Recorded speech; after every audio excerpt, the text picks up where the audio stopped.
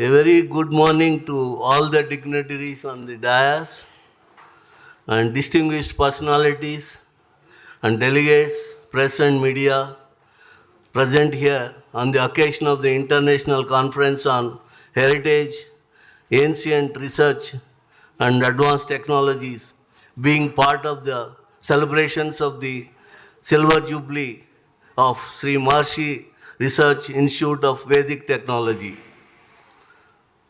On behalf of the organizing committee, I am privileged to extend warm welcome to Dr. G. Satish Reddy, former scientific advisor to Raksha Mantri, former Direct Secretary DDR&D, Chairman DRDO, and patron of ICON Bharat as chief guest, and he has been constantly supporting the vision and mission of SRIVT and inspiration of this conference, and he is also patron of this ICON Bharat.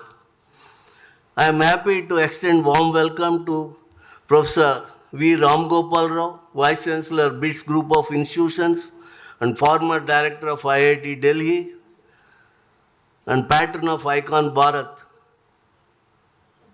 and guest of honor for today's function. Again, I extend warm welcome to Sri M. Srinivasa Rao Garu, CEO of T-Hub, was chief guest of honor and has been supporting this ICON Bharat with all the facilities here. And sir, warm welcome to you. A warm welcome to Vedarshi, Dr. Ammanchi Balasudhakar Shastri, founder and chairman of SRIVT, whose visionary leadership and tireless efforts have helped the SRIVT to make its journey successfully to this stage, in spite of difficulties in the journey. Sir, warm welcome. A warm welcome to the chairmen of the various sessions, plenary sessions, distinguished speakers of the plenary sessions, keynote address, speakers, panel discussion, speakers, oral presentation, speakers, startup conclave. I am extremely grateful for sparing all your time and be here to share your knowledge and experiences with the young budding entrepreneurs. I extend warm welcome to all the delegates. I am sure that they are going to benefit by the deliberations of this conference. There are several questions that come up to our mind, like, is there any science in Vedas? Does the Homam or Agnihotra are simply rituals, or is there any science that helps the environment in the surroundings? Does the knowledge on aeronautics exist in our traditional knowledge, science? To answer some such questions and bridge the gap between the heritage, ancient research and advanced technologies, the conference is planned to have talks in the plenary session, the main theme of the conference, and also in the sub-themes of the conference, with the eminent personality sharing their knowledge through the lectures. Various subtopics are there. A startup conclave is also there, to encourage the young entrepreneurs to take the traditional knowledge forward, and also a panel discussion from experts to give a direction of future. How do we bridge the gap between the traditional and modern science and technology? What direction we should take forward? So the panel discussion is likely to throw some light on that. And in the end, on the valedictory session, we'll have a resolution passed on the outcome of the 2 days program. And also there are some awards for various presentations, posters, and also some excellence awards to be announced from Sri Maharshi Research Institute of Vedic Technology. I wish a fruitful deliberation between the experts and the delegates of this theme and find a way to make the society benefit from our scientific knowledge. With this, I thank you all once again. I now invite the dignitaries on the dais to light the lamp of knowledge and wisdom. This is a symbolic movement that signifies the dispelling of darkness and igniting of thought and enlightenment. उद्दीप्यस्वजातवेदोपघ्नन्निररतिं मम पशूगश्च मह्यमावह जीवनं च दिशो दिश मानो हि गुंसीज्जातवेदोगामश्वं पुरुषं जगत् अबिभ्रदग्न आगहि श्रियामः परिपातजाम् दोर्भिर्युक्ता चतुर्भिः स्फटिकमणिमयीमक्षमालां दधाना हस्तेनैकेन पद्मं सितमपि च शुकं पुस्तकं चापरेण भासा कुन्देन्दुशङ्खस्फटिकमणिनिभा भासमाना समाना सा मे वाग्देवतेयं निवसतु वदने सर्वदा सुप्रसन्ना अगजानन पद्मार्कं गजाननमहर्निशम् अनेकदन्तं भक्तानामेकदन्तमुपास्महे गुरुर्ब्रह्मा गुरुर्विष्णुर्गुरुर्देवो महेश्वरः गुरुः साक्षात् परं ब्रह्म तस्मै श्रीगुरवे नमः।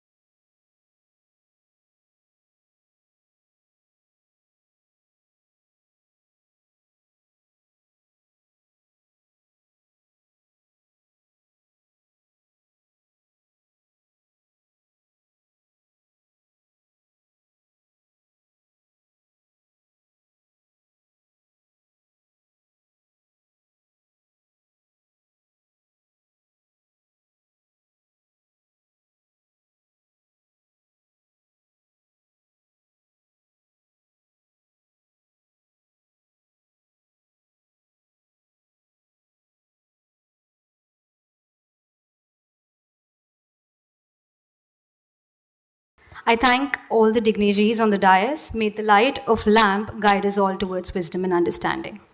I now request Fanikumar Madireddy Garu to introduce our beloved host and founder, Shriviti Dr. ABS Shastri Garu. Good morning, distinguished guests, delegates, and friends. I stand before you today to honor a remarkable individual, a visionary who dedicated his life to preserving and promoting ancient wisdom. Mr. ABS Shastri's unwavering passion and groundbreaking work has left an incredible mark on our world. The tribute video we are about to watch showcases the extraordinary journey of this extraordinary man. From his early days in a Vedic Gurukulam to his groundbreaking research and innovations, this video captures the essence of his life and legacy. Let us go through the tribute video, a testament to the life and times of a truly exceptional individual. Thank you. The inspiring journey of Dr. A.B.S. Sastry. The life of A.B.S. Sastry is a remarkable testament to the enduring power of tradition and the unwavering spirit of the human mind. Born in the heart of India, where ancient wisdom whispers through the ages, Sastry's journey began in a Vedic Gurukulam, a traditional school where the rhythmic chants of mantras filled the air. It was there, amidst the sacred texts and the guidance of his revered guru, that Sastry's curiosity ignited, setting him on a path that would forever shape his life and inspire generations to come. A quest for knowledge. Driven by an insatiable thirst for knowledge, Sastry embarked on a quest to unravel the mysteries of the Vedas, the ancient Hindu scriptures. He delved into the works of great scholars, seeking answers to his burning questions. However, as he delved deeper, he encountered a formidable challenge: how to interpret these ancient texts written in a language that had evolved over millennia.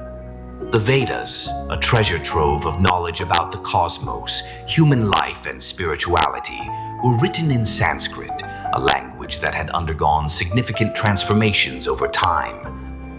Decoding the past. Sastry's dedication to understanding the Vedas led him to master the complexities of Sanskrit, the language of the gods. He spent countless hours studying ancient grammar texts, learning to decipher the intricate nuances of the language. The power of interpretation. Sastri's deep understanding of Sanskrit enabled him to interpret the ancient texts with accuracy and depth. He unearthed hidden meanings and insights, bringing the wisdom of the Vedas to life for a new generation. A modern approach, Sastri's approach to studying the Vedas was unique in its combination of traditional knowledge and modern scholarship. He utilized modern research methodologies while remaining deeply rooted in the ancient traditions, preserving the heritage. Sastri's journey led him to the depths of India's manuscript libraries, where he spent countless hours poring over ancient palm leaf manuscripts. These manuscripts, fragile and often damaged, held within them centuries of accumulated wisdom. The text covered a wide range of subjects, from philosophy and religion to astronomy and medicine, reflecting the vast knowledge of ancient India. Digitization, Sastry recognized the importance of preserving these precious manuscripts for future generations. He spearheaded the digitization of these invaluable treasures, ensuring that the wisdom of the past would be accessible to anyone with an internet connection. This groundbreaking effort made ancient Indian knowledge available to a wider audience than ever before. Translation. To make the knowledge contained in the manuscripts accessible to a broader audience, Sastry also worked on translating them into modern languages. He meticulously translated the ancient texts, ensuring that their meaning and nuances were faithfully preserved. Sharing the legacy. Sastri's dedication to preserving and promoting India's cultural heritage earned him widespread recognition. He became a leading figure in the field of Indology, his contributions to the study of ancient Indian knowledge lauded by scholars and researchers worldwide. A beacon of inspiration. Through his tireless efforts, Mr. ABS Sastry became a beacon of hope for those seeking to reconnect with their cultural heritage. His story is a testament to the enduring power of tradition and the unwavering spirit of the human mind. It is a tale that inspires us to cherish our roots, to explore the depths of our heritage, and to use that knowledge to create a better future for ourselves and generations to come. Preserving the past. Sastri's dedication to preserving ancient manuscripts ensured that the wisdom of the past would be available for future generations to learn from. Innovating the present. Sastri's research on traditional materials led to the development of sustainable solutions for contemporary challenges. Inspiring the future. Sastri's legacy continues to inspire people to explore their cultural heritage and use their knowledge to make a positive impact on the world. The legacy of Mr. Sastry. Mr. ABS Sastri's contributions to the preservation and promotion of India's ancient heritage are immeasurable. He has left behind a legacy that continues to inspire generations of scholars, researchers, and individuals alike. His work serves as a reminder of the enduring power of tradition, the importance of cultural preservation, and the potential of ancient wisdom to address modern challenges. The importance of cultural heritage. Mr. Sastri's journey highlights the critical importance of cultural heritage. It is not merely about preserving ancient texts and artifacts. It is about understanding the values, beliefs, and knowledge that have shaped our societies for centuries. Our cultural heritage provides us with a sense of identity, connects us to our past, and inspires us to create a better future. Cultural identity.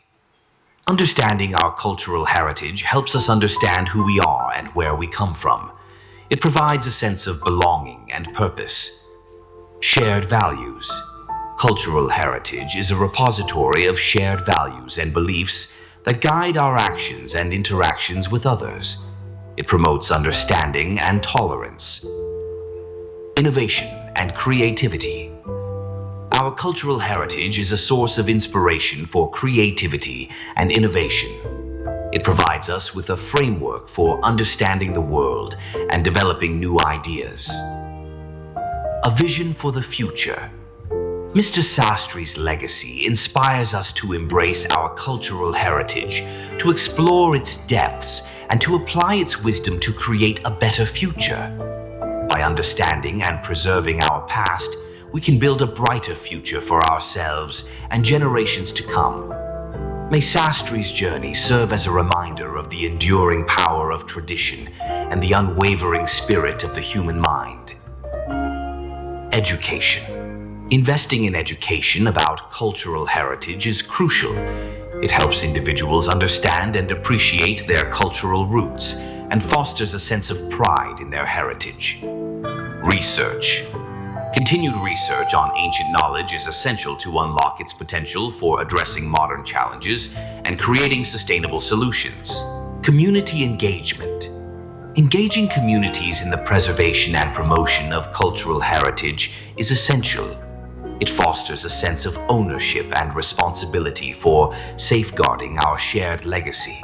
Imagine harnessing the power of nanotechnology to create revolutionary materials with extraordinary properties.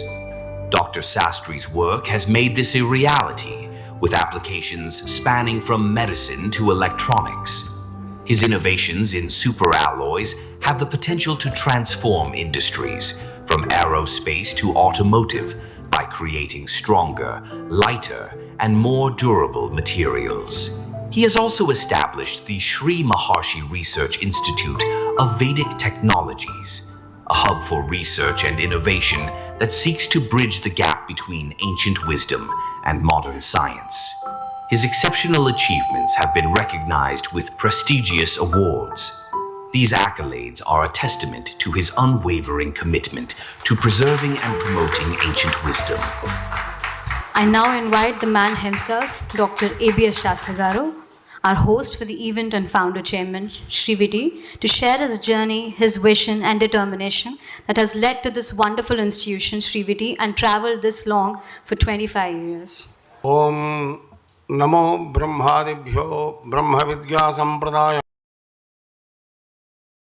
Namo Vamsarishibhyo Namo Mahadbhyo Gurubhyaha Asmasri Guru Charanaravindabhyan Namaha Alakanandavasitam Devam Paramaguru Namaskrutam Satyajnanam Satyaspuranam Dehime Janahitardhame Vacha.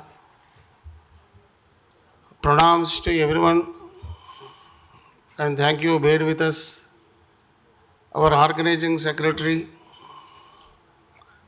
yesterday asked me for 5 minutes in the program with the consent of organizing committee chairman. So he has presented some video about me. Thank you for bear with me.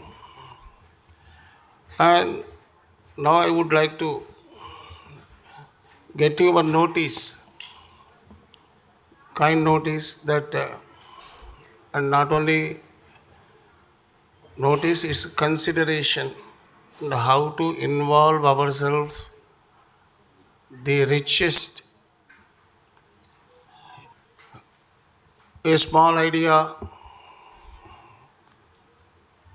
When I was in my Gurukulam, my gurus used to say that they taught me how to understand the mantra and how to jnanato kurvita mantrat karma. They were kind enough to explain me.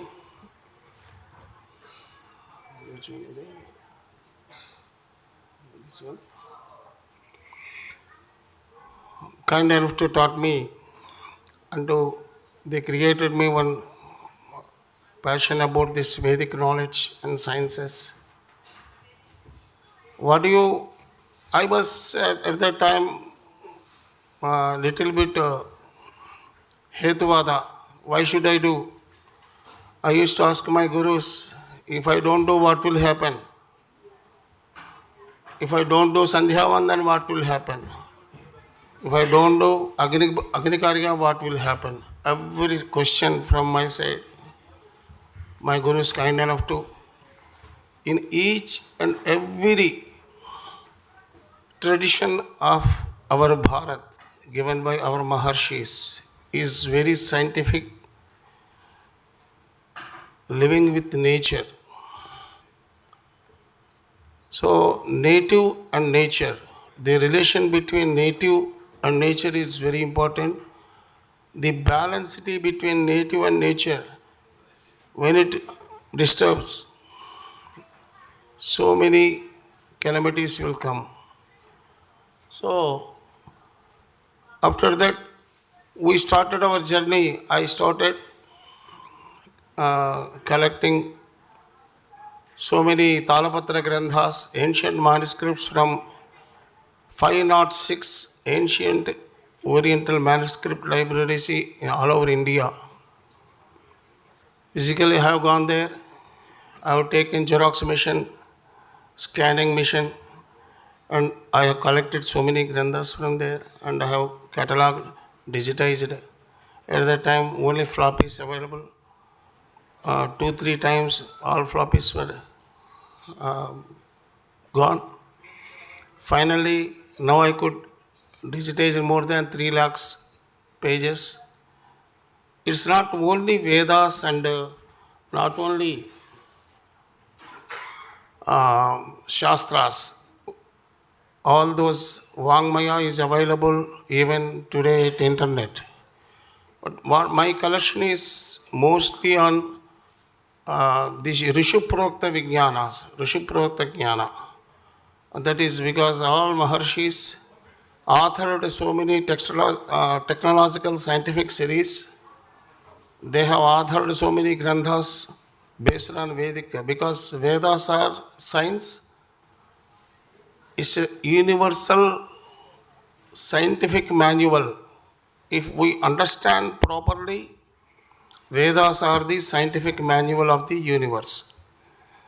So all these Rishuprokta Granthas are applied Vedic sciences, because Veda is Apaurshaya.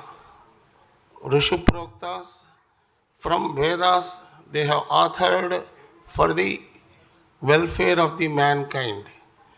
This is utility. So Samjnanam, Vijnanam, Prajnanam, Jnanam, Janatani. Samjnanam is Sanskara Jnana, Shodasha Karmas, and all those things, Bhagavad Gita. Vijnana is Vinimaya Jnana by Maharshis, and Prajnana is ultimate knowledge. So, with this vision and mission, we have started this institute in 99, and only base of this institute is in Sayana Bhashya. Every Veda Shabda has 6 meanings. We can call it the 6 dimensions of Veda. This is Vatyartha, Sutrartha, Lakshanartha, Vaiseshikartha, Yajnartha, and Voshadiyartha. Sayana Bhashya is Pitika. He written very clearly that I am using Yajnartha for this era, because there is a rule that every Bhashyakara should interpret it, or Bhashya should other Bhashya at that time, based on the time and the society at that time.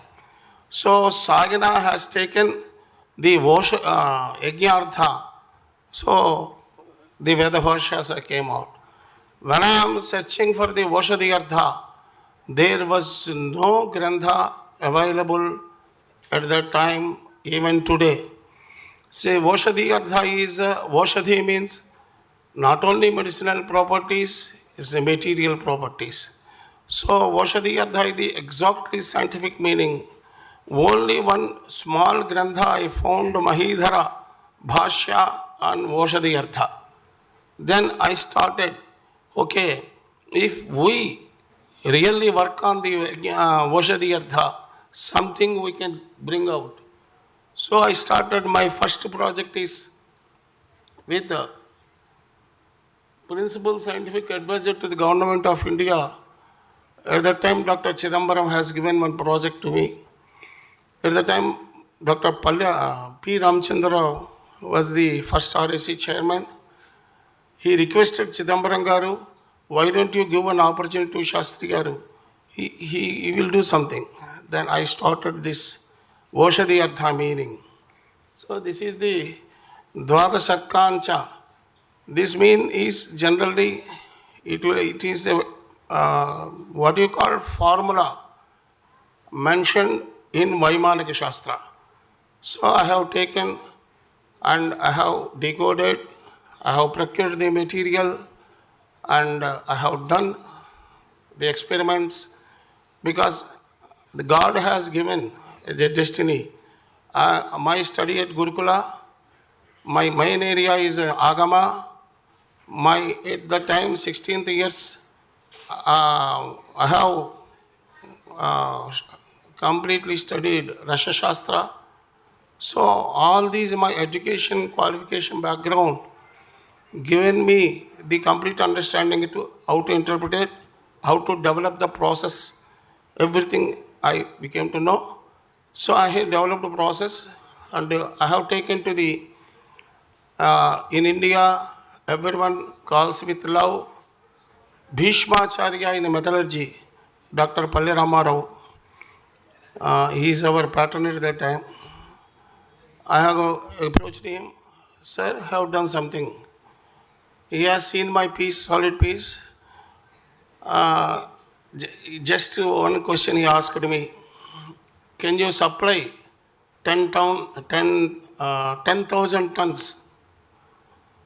If you can supply. I simply said that, sir, that is not my job. My job is only proving the knowledge. Baki काम हमको नहीं मालूम. Then he suggested go to IIT Madras. At the time, M.N. Rao from Bithani, he introduced me to M.N. Rao, and also Professor B.S. Murthy at that time in IIT Madras. So likewise, started my journey, and one by one, all my projects are only based on one sloka. I developed one project. You can see all my DRDO next. This is, I think, NRB project, Naval Research Board of DRDO. So every project I started. So when the material tested at IIT Madras, they found some superior qualities, superior properties. Immediately, B.S. Murthy, he has done experiment in his lab with modern furnace. But surprisingly, whatever the properties came to my traditional furnace developed by that alloy, those properties haven't come matched with the modernly developed alloy.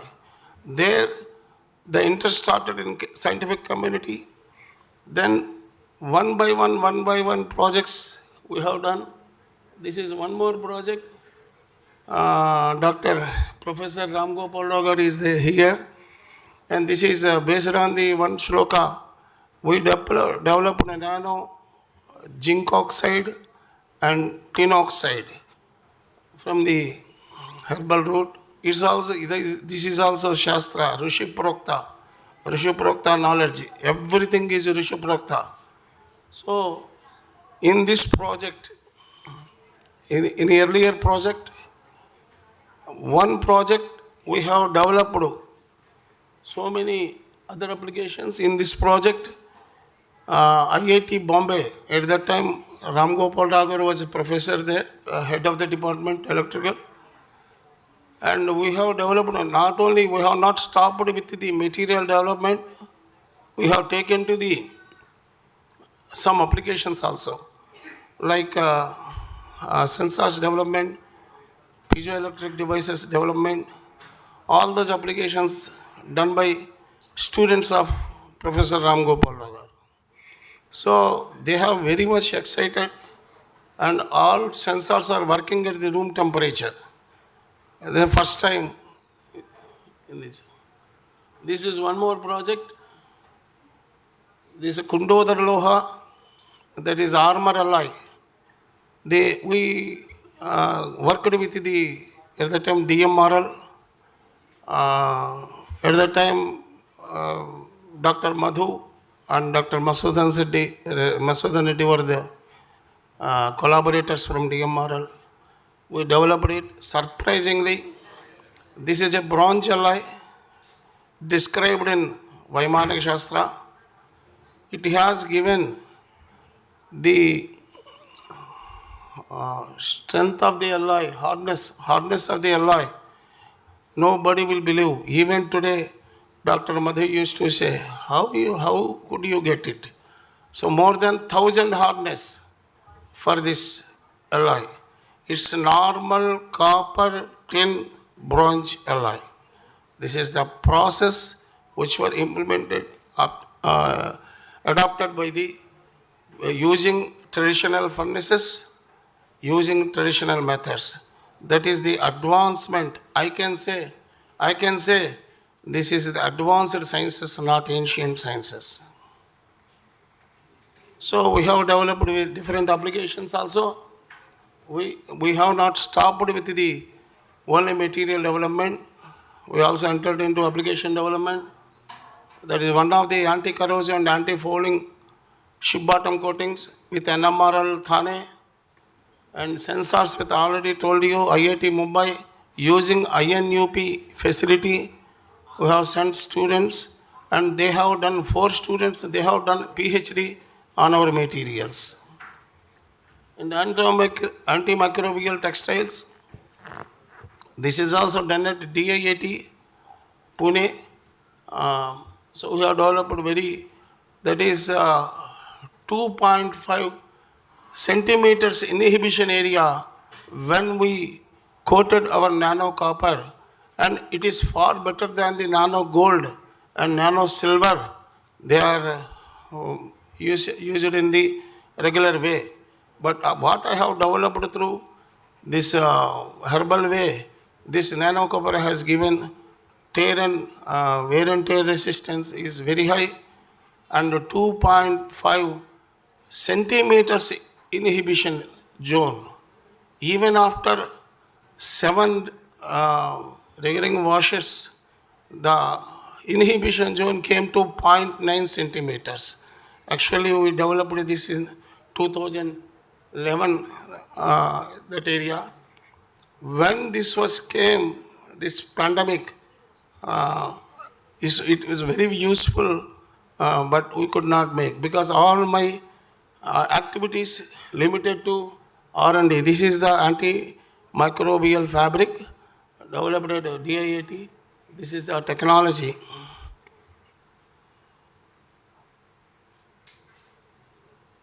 The DIIT supported us. The Dr. Bala in DIIT, he has done. At the time, Dr. Prahalada was the Vice Chancellor there. And one more application is stealth material. This is also ERIPR project. This is also based on Vaimanik Shastra. So whatever we developed, this material is superior than the existing materials developed by any other institute in India. Actually, the scientist, our collaborator scientist, Dr. Shrikant, ASL, requested me and advised me, suggested me, why don't you go for the Similac certification? Actually, we have to try. And this is a sensors application, as I told you, with the INUP support in IIT Bombay, the material development. And here, what we observed, that latest equipment, whatever you say, XRD, SEM, any latest equipment, this is pre-programmed softwares. There are so many elements or so many peaks we have to identify. Every project, the meaning of modern scientist purity is chemical purity. What in our level, our purity is a medicinal purity. So the modern equipment is not in a position to detect some peaks. So they simply said these are the unknown peaks or impurity peaks. They don't know what are the peaks arising.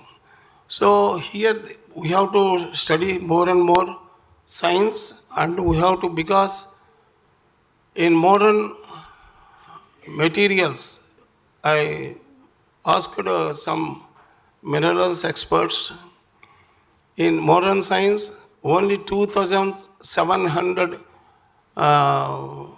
minerals are there. But as per our ancient sciences, Vaimanic Shastra, there were 3,600 above minerals are there.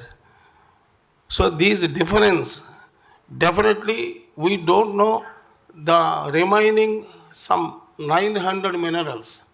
So we have to identify, we have to give the peak for that in modern equipment. So this is the, and what we have completed so far, these are the projects. All projects are 100% successful. As we have taken for the one material, we have developed 3 to 4 materials, and in some projects applications also we developed, and whatever fund we received, we spent 100% justification for that. And now ongoing projects are, the first time ALH3 we developed for the propellant applications, and now we are working on the nano functionalings. I think my friends, DLJ colleagues are also there. Welcome. And we are working on the functional nano inks. So this is also an ongoing project. So we have developed several nano materials. Actually in IIT Madras, they used to call me Nano Shastri, because whatever they say, I used to give the nano material to them. So this is the all technologies, materials, and all those things. High corrosion, this is all possible of ancient Rasha Shastra. You may call it alchemy. I don't know, I don't have any objection. But chemistry born from alchemy only. We have to go back. This is our after all these experiments, we became to know now what EPA and UNO, what they are insisting for the eco-friendly technologies, low carbon technologies. That what we 100% we are matching with these EPA 12 principles, green chemistry and green engineering. This is our ancient Indian scientific heritage. Thanks to our ancestors. And we are working biotechnology, biochemistry, nanotechnology, microbiology, and metallurgy and materials. Our main focus is time. And we have well-established labs because of Dr. Satish Reddy Garu is supporting us a lot for last 7 to 8 years, because he is the person used to say, we have to safeguard our ancient knowledge and technologies, and we have to hand over it to the next generations. So it is all possible because of Dr. Satish Reddy Garu. Thank you Satish Reddy Garu. These are the facilities. Now we equipped with the latest full-fledged laboratories now. And we have also done several, we are encouraging students, college level, UG level, PG level, PhD level, and we are also offering certificate courses and local project works and all those things. So we have also reached, as I said, the UNO GCIP Global Finalist Award we received from the UNIDO, United Nations Industrial Development Organization, GCIP, and invited as a speaker to Vienna Energy Forum. National Award, we received National Award, I3 National Award, and all those things. So there are some achievements we have done, we are doing also.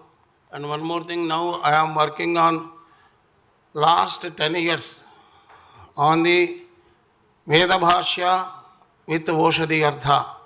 So far I have collected more than 30,000 herbs data, not only herbs and material minerals also. So I am now coining the ancient language, ancient terminology to the whatever available now.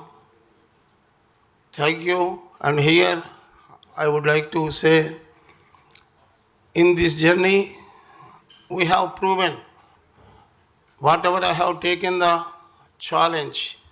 In early days, so much of resistance. Are, who are you, Shastri?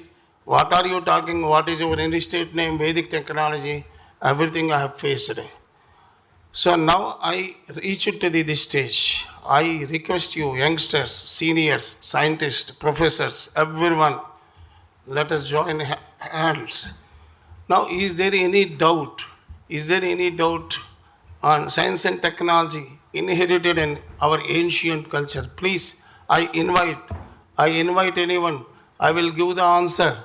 I will address every his doubts and every problems. But today, this need of the day, this is we have to bring out complete hidden knowledge and adapting to the modern knowledge to benefit the society. We can minimize the expenditure. We can minimize. Now everything is talking about the ozone layer depletion, pollutions, everything. Every yajna will give. I have completely worked with the ISRO. The yajna, what yajna will do. Our Dr. Rajareddy Garu also, I think today or tomorrow he is giving the impact of the yajna. And one German scientist, Ulrich Beck, he is also giving one talk. These people are working, they are all from the modern science. Now you see Dr. Rajareddy's Aharya, he became like Maharshi. So who realized the knowledge, the inner knowledge of the ancient sciences will become Maharshi. Now India needs Maharshis, not followers, only leaders. We are already collaborated with so many institutions, and I would like to invite from UG level to senior scientist level. Please register, please scan this code, and whoever interested to join hands, and I am ready to take this knowledge to everyone. Please scan and register your name. Thank you. Thank you, sir. I now invite Professor V. Ramgopal Rao Garu, Vice Chancellor BITS Group, to release the English version of ebook Ancient Aeronautics.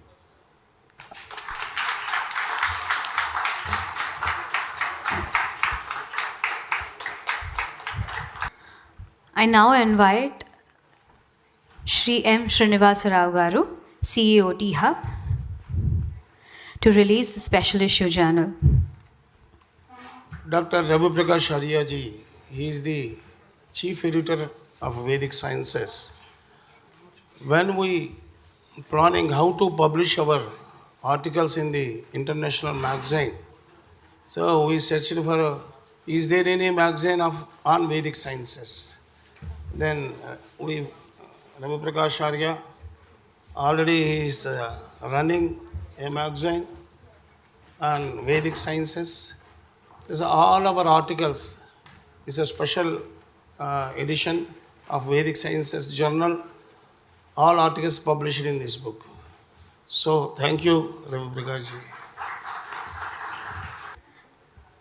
I now invite Dr. Satish Reddy Garu, former chairman DRDO, to release the abstract book and inaugurate the souvenir.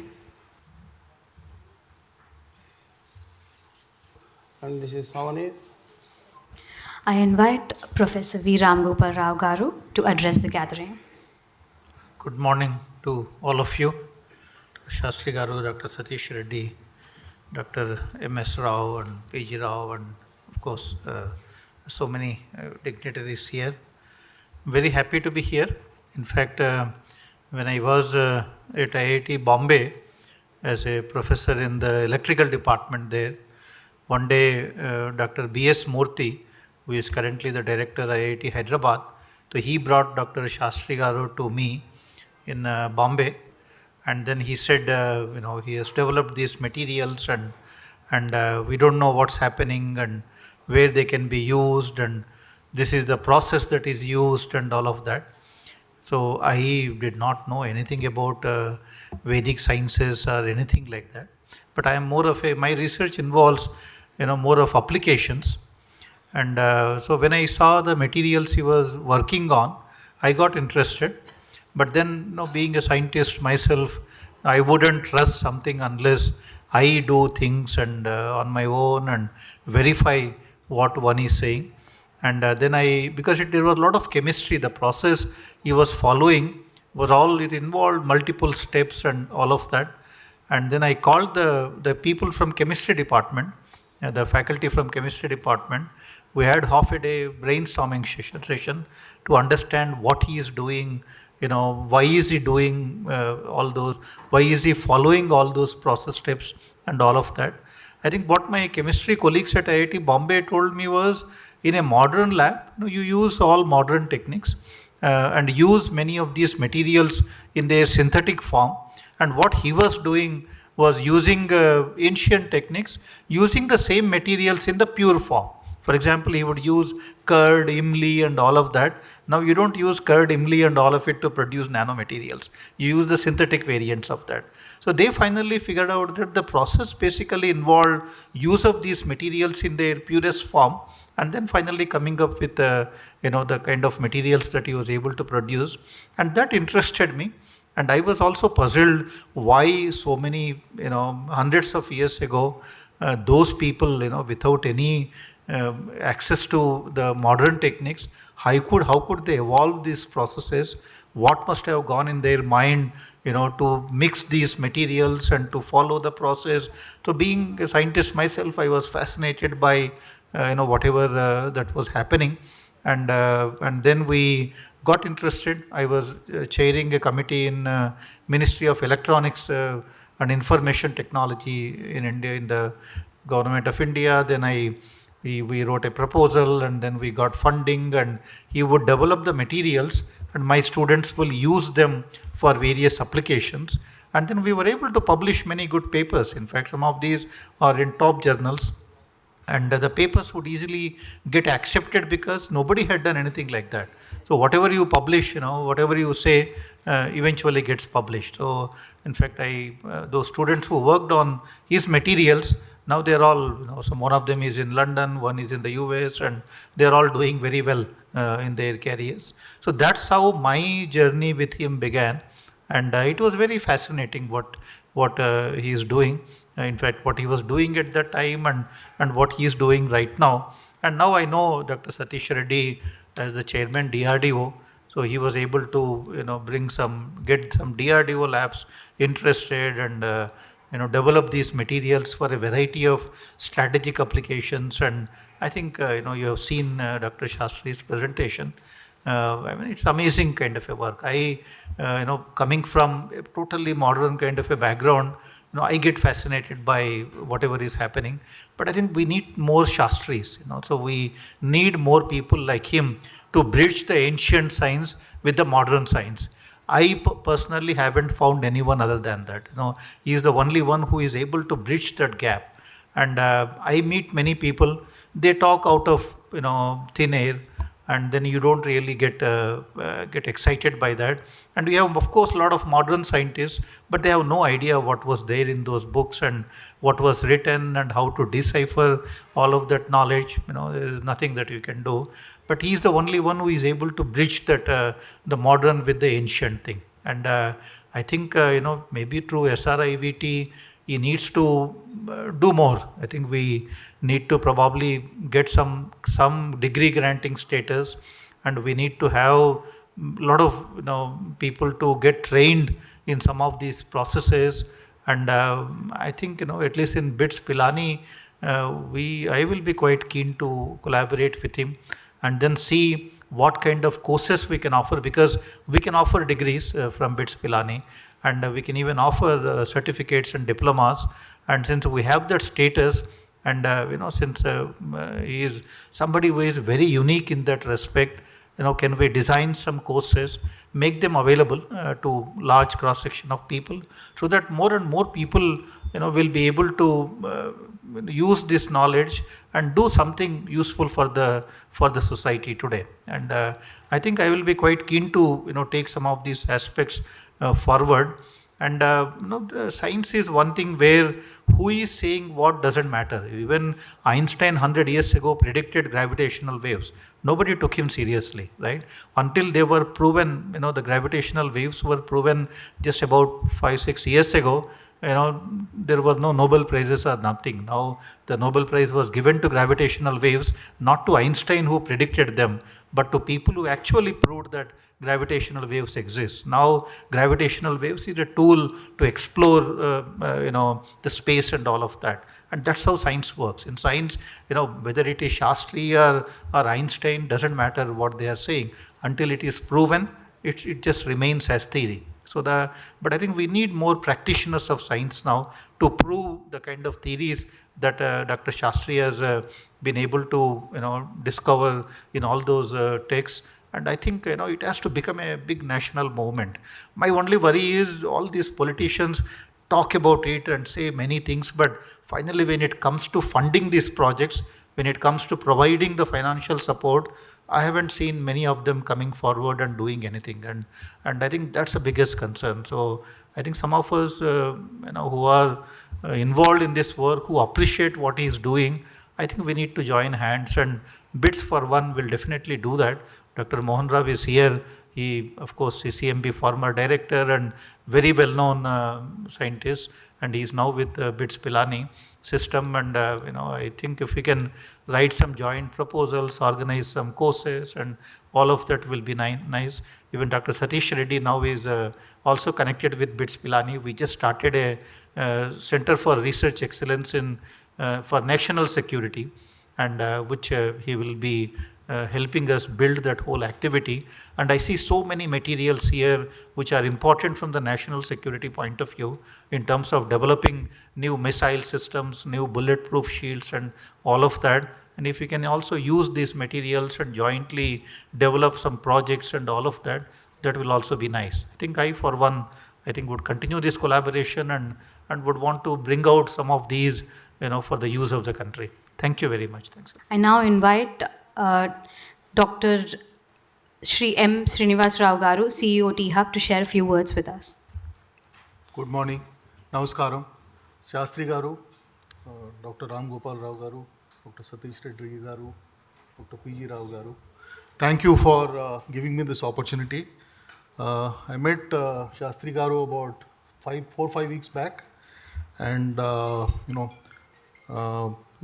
me put it this way. He's one of the few people you meet in life, even if you have met only once, he will leave you with a lasting impression. Right?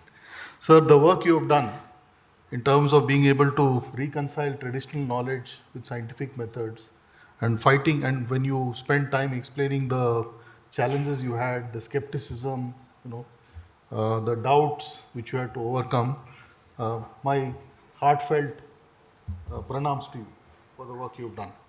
I think today, we are in a time where there is a lot of interest in ancient Indian science.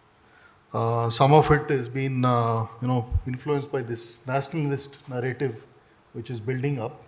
And unfortunately, what happens is that many of the advances which were done at that time with respect to either aviation or materials or stem cell research, etc., somehow I think there is a little bit of skepticism and ridicule, because I think the challenge has always been about how do you reconcile this and go through the, like Professor Ram Gopal Rao Garu said, how do you essentially be able to validate this with modern scientific methods? So the work you are doing, I think, is truly amazing, right? So I think from that standpoint, I think, when we think about it, who gave the world zero? Who gave the world? Who gave the world zero? Right, from up here, right, and so many, and when you think about the iron pillar in Delhi, right, why is it not rusted? So obviously there was a lot of science. I think the challenge we have had as a country is we have not learned how to codify this. Okay, a lot of it is oral history. We have not been able to capture it. And the work you are doing in going back into the Vedas and Shastras and actually finding out what was there and figuring out how that can be reconciled, kudos to you. So from our standpoint at T-Hub, sir, when you said you wanted to do this event, I said we have one interesting startup here. Kushal, if you can just start up. Kushal is one of our young entrepreneurs at T-Hub. He's doing some very interesting work in the area of spiritual tech, right? And essentially all of you are now familiar with this concept called AI. And he's now trying to see how he can build large language models to kind of predict the future, right? So I've spent time with him, and thank you for your support to him and all that. So from our end, sir, I would like to reassure you, please keep up the good work which you are doing, and whatever we can do to support, right? When you have people like Dr. Satish Reddy Garu and Dr. Ram Gopal Rao behind you, there is nothing which can stop an idea whose time has come. So best wishes to you, to SRVIT, and please be assured from all support from our end. Thank you. Thank you, sir. I now invite Dr. Satish Reddy Garu, former chairman DRDO, to share a few words with us. Namaskar. Shri Sudhakar Shastri Garu, the man behind Sri Vit, Professor Ram Gopal Rao Garu, the Vice Chancellor BITS Pilani and the former director of IIT Delhi, CEO of T-Hub, Sri MS Rao, Sri Aryaji, eminent personalities who are present here, Professor Mohan Rao, Professor Murali Krishna, and professors from various IITs, IIT Tirupati, IIT Hyderabad, and all other institutes, and the delegates who are attending this from various institutes in the country. Once again, namaskar to all of you. At the outset, let me congratulate Sri Sudhakar Shastri Garu for the journey of this 25 years, which has gone through with tremendous amount of dedication, sincerity, facing a lot of hardships, struggles, up and downs, many things, and then has come to a shape today and is looking back at 25 years of his journey and where we are today. I think we all should appreciate and give a big hand to Shastri Garu.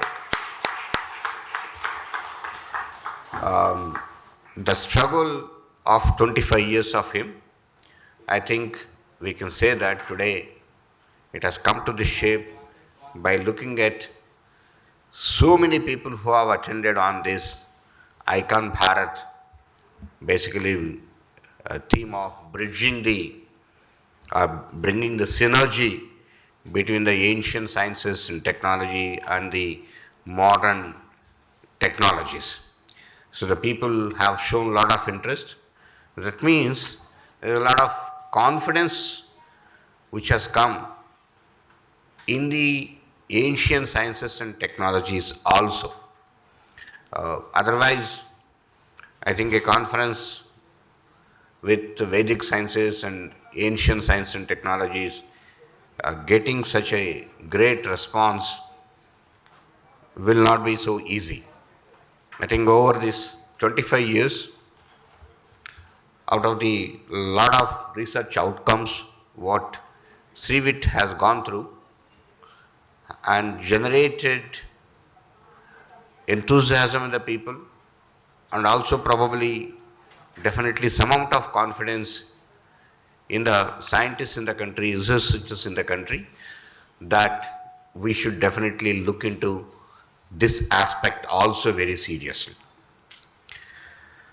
I wish Srivit and Sastri Garu to come out with great outcomes, great research outputs, and see that the country flourishes in a big way, and the vision of Srivit making India a Vishwaguru will be a reality through this research outcome. I always say that for any country, it has to be prosperous and Atmanirbhar or self-reliant. Two things are very, very important. Firstly, the country should be self-sufficient in the area of materials.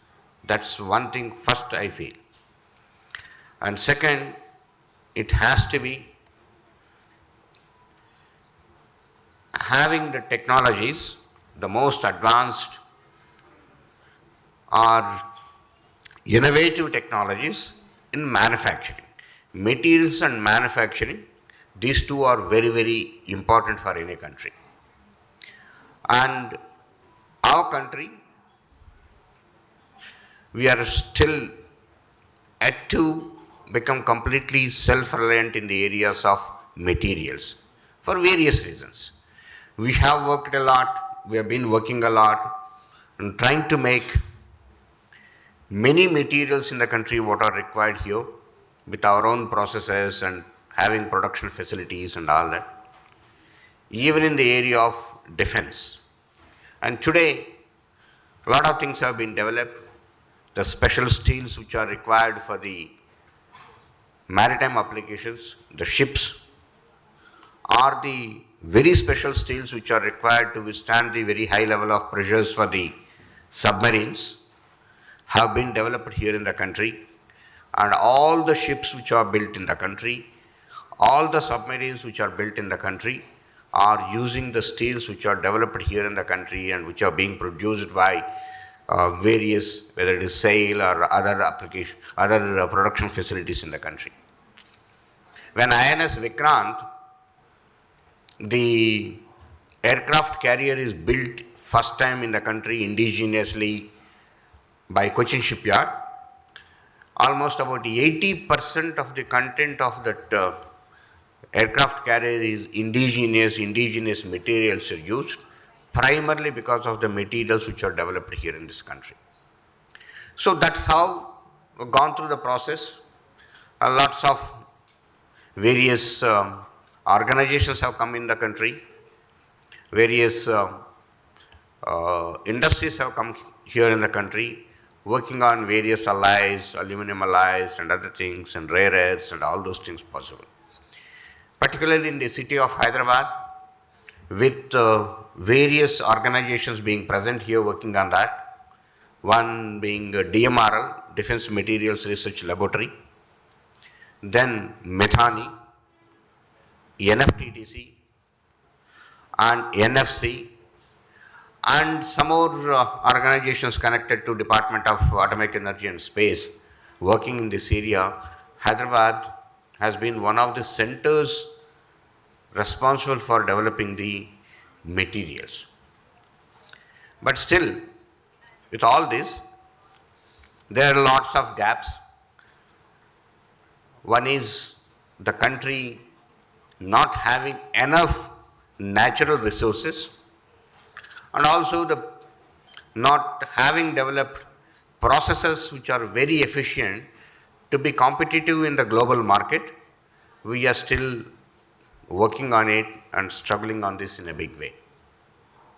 I remember the former Honorable Raksha Mantri, Sri Manohar Parrikar ji, who himself was a metallurgist from IIT Mumbai, where Professor Ram Gopal Rao also has worked. He has been showing a lot of interest in this area.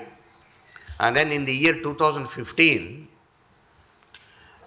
he formed a committee how this country can become self-sufficient, self-reliant in the area of materials, particularly in the strategic materials, with none other than the great material scientist Professor Baldev Raj as chairman, and a national committee having people from all organizations who have been working on that and has been formed. The committee worked for almost a year, gone through various things and how the country can progress in this area, and none other than Manohar Parekarji himself took hours and hours of reviews from this committee and generated a materials policy for this country, how we can move ahead in this. That is going through various changes, whatnot and all that, and the government is considering it very seriously to take it forward, what to do and all that is one of the important aspects. Look at one of the aspects of it is rare earths. Till today, the complete rare earths related are the permanent magnets. 80% to 90% we import from our, mostly from our northern friend. And today we talk about drones today here in the country. And almost all the motors or the permanent magnets, what are required in that, we still get from outside. And we are not getting, we're not able to get through the processes, whether to process through the sand which is available in the east coast or various other things, to produce the rare earths at a lower cost than from the outside. In fact, as government has considered very seriously how to crack this, and then in some departments a policy has come where even if indigenous material is costlier by about 20%, go with the indigenous material than with the material which is coming from outside to support the industries here. And that's how multiple industries have come here in the country in various even titanium and other related activities also in the country. Even when we are talking about today, today the world is changing in a big way in the energy sector, and the EVs have come in a big way, and most of these energy storage systems, whatever we are trying to use, anodes, cathodes or other things, we are still importing. This is one issue today. And second problem in this is also in the materials development today. Right from the thought process or concept today what you have, to develop a material and go through the whole process and get into the production stage and certifying that material, it's anything, it takes about between 12 to 15 years of time.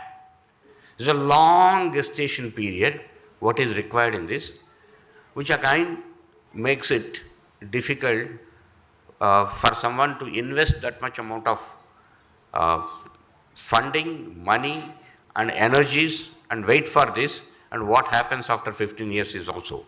That's why it is limited to primarily this type of a specific special materials limited to only government institutions today with the government funding. But in the last few years, probably for last decade, there have been a lot of spurt in the activities, lots of organizations, lot of laboratories of ISRO, atomic energy, leaving aside the DRDO, CSIR institutes which have come up and trying to produce many materials in the country.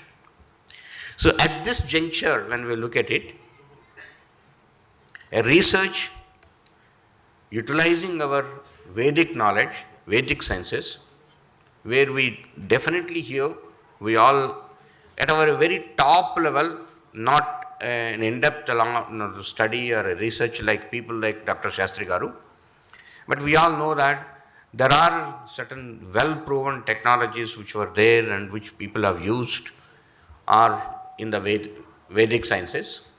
One is materials, and some of the technologies like techniques like cryptology, cryptography related things and all that have been very much there and very much useful to us, sort of a thing. And so the research which Srivit has carried out, has come out with various materials, proven materials, proves as a testimony in this area. Over this 25 years, Srivit has worked, we have seen also, with various organizations in the country who have been working in the materials, who need materials, whether it is the office of the PSA, or DRDO, or CSIR, or ISRO and atomic energy. Multiple projects have been taken up and the results have come very successfully. In fact, when I look at it, I am not a material scientist at all. But when we look at it, what is it? So I want, let's say, one particular material, let's say 10 micron size or lower than 10 micron size, or oval shaped nano copper materials or whatever it is, or any type of particles what are required. So you define the problem, this is what I require, and give it to Shastri Garu or whoever it is also, and you go through the process, and the outcome of that, when the materials come, test the materials size, shape and material properties are matching exactly what I have the requirement. That is sufficient for me. And the process should be, if the process is much more efficient than the process what has been followed in the modern science, whether it is the time or cost or it is green. If these three are there in that, which are much better than the existing processes and processes which are followed in the other laboratories, that is a boon for us. That is what is the country looks at it. So that is how some of the projects in DRDO has been given to Srivit, whether it is the HUMRL laboratory which works on the propulsion systems, or the advanced missile laboratories here in Hyderabad, or the stealth related activities which are being carried out at Defence Labs Jodhpur, or some of the naval science laboratories. I am talking about only with respect to the DRDO as what I have seen through during my period at DRDO. The projects which have been given, which actually through the processes of ancient science and technology Shastri Garu has gone through and delivered the end product. Immaterial of we didn't understand also, because that is a different plane.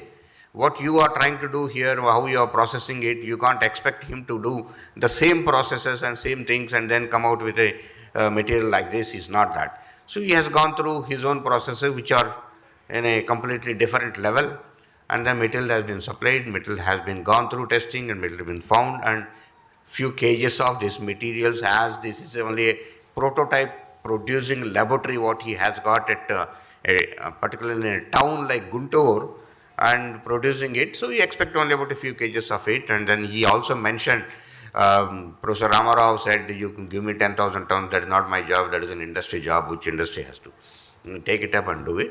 And that's how produced, and actually laboratories have accepted. So this is where the next step is required. So we have to bring in the industry. We have to bring in industry collaborates with Srivit. And industry definitely should find that it is economically viable for them. It is actually marketing wise and producibility wise, it is viable. And then there is a market available for it. And you bring in them, you should be able to produce this in large number. And that is how actually this particular technology gets its own visibility, viability, and also acceptance among various people in the country is what it is required. Let it be 1, 2, 3, 4, need not be some tens of materials of it, 3, 4, 5 materials out of it, producing with this, and able to come out with the barriers what we have today, as what I said, whether the extraction processes, we are able to extract. Let's say, as I said, the rare earth is available in a very, very, very small quantity, like what is available in the stones of Rajasthan, and we are able to extract it with a process, and the process cost is so low that we are able to compete with China, and that is sufficient for us and what is required. Or similarly, the East Coast sand or many other materials. I am just taking rare earths as most popular material which we imported, so I have taken up talk about any other materials and all that. We are able to produce, and the industry is able to produce, and we are able to make the government and make the officers in the government accept that this is a thing where we need to support, and then we are going to have bulk orders, and then it takes off and it goes ahead. That is where I think we need to work out. So what I request both Shastri Garu and the research community here is identify the areas, identify the materials, and then work on it. Yes, the support is there, and we need to work out various mechanisms to convince people that need to support this type of a technologies in a big way. And I'm sure that with so many people coming here and then coming out, we should be able to support, gather support slowly in a big way, and try to see that the technologies are matured, more and more, and researchers get involved into it, and much more infrastructure is created, and come out with multiple materials, if not large number, and produce them. And I can definitely see that a lot of academic institutes also now today have shown interest into it and getting into it. And we just heard Professor Ram Gopal Rao, the Vice Chancellor of BITS, that the BITS is interested into getting into this and working together and coming out with technologies which are from heritage, what are there. And you all, I think, know, IIT Hyderabad has got a Department of Heritage Sciences. So there is growing interest in the country in this, and so there will be more researchers coming into this area and coming out with outcomes which can make this country flourish. The requirement is not to protect or come out with that our Vedas are great and this, that and all that. I am not saying about it. It may be one of the need, or some people have interest in and all that. That is good. That is a separate issue. I am looking at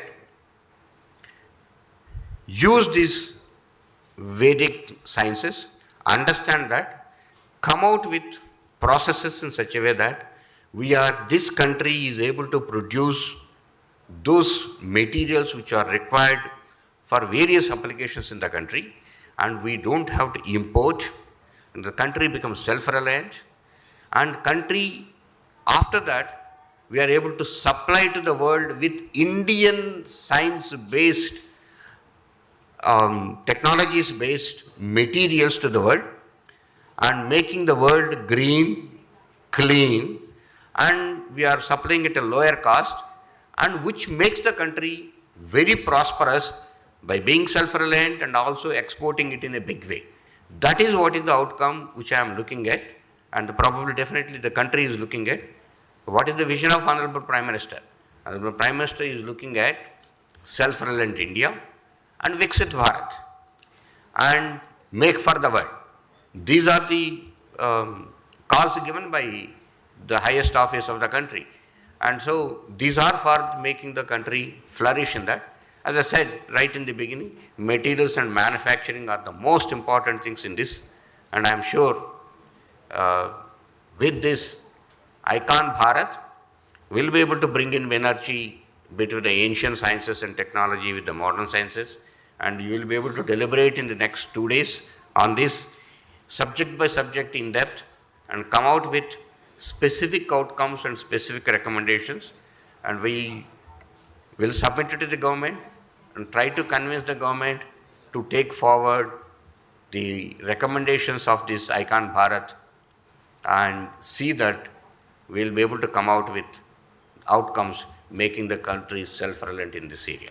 My best wishes for the conference, and my best wishes to Shastri Garu and everyone, and best wishes to Srivet. Jai Hind, Namaskar. Shri Maharshi Scientific Excellence Awards aims to recognize and celebrate exceptional contributions to scientific research and innovation by honoring individuals who push the boundaries of knowledge and demonstrate outstanding creativity and rigor in their work. The awards seek to inspire and promote excellence in scientific community. These awards also highlight the importance of scientific advancement in addressing global challenges and driving progress across various fields. Through this recognition, the institution hopes to foster a culture of excellence and encourage future generations of scientists to pursue groundbreaking discoveries. Dr. G. Satish Reddy Garu is prominent Indian aerospace scientist renowned for his contributions to missile and defense technology. He served as the chairman of the Defense Research and Development Organization, DRDO, from 2018 to 2022, and currently chairs the governing body of Aeronautical Development Agency. Additionally, Sir is a scientific advisor to Raksha Mantri, Minister of Defense, India. Born in Maluru, Atmakur, Nellore district, Andhra Pradesh, he earned his bachelor's district in Electronics and Communication from Jawahar Nehru Technology University, JNTU, Anantapur, and went on to obtain an MS and PhD from JNTU, Hyderabad. Sir began his career as the Defense Research and Development Laboratory, DRDL, Hyderabad in 1986, and later made significant contributions at the Research Center Imarat, RCI. He was instrumental in developing various advanced missile and defense systems, including India's anti-satellite missile, ASAT, and Mission Shakti, and the scientific advisor to the Defense Ministry in 2015. He became the DRDO chairman in 2018, where he oversaw major projects like the Ballistic Missile Defense, BMD, NAG, QRSAM, and anti-radiation missiles. A fellow of the Royal Aeronautical Society, London, he has received numerous accolades, including the AIAA Missile System Awards, National System Gold Medal, and Homi J. Baba Gold Medal, among others, for his significant contributions to India's defense capabilities and technology development. Sir, your esteemed presence has indeed glorified our event. I request Dr. ABS Shastri Garu to present Shri Maharshi Scientific Excellence Award to Dr. Satish Garu. I request other dignitaries on the dais to be a part of this honor.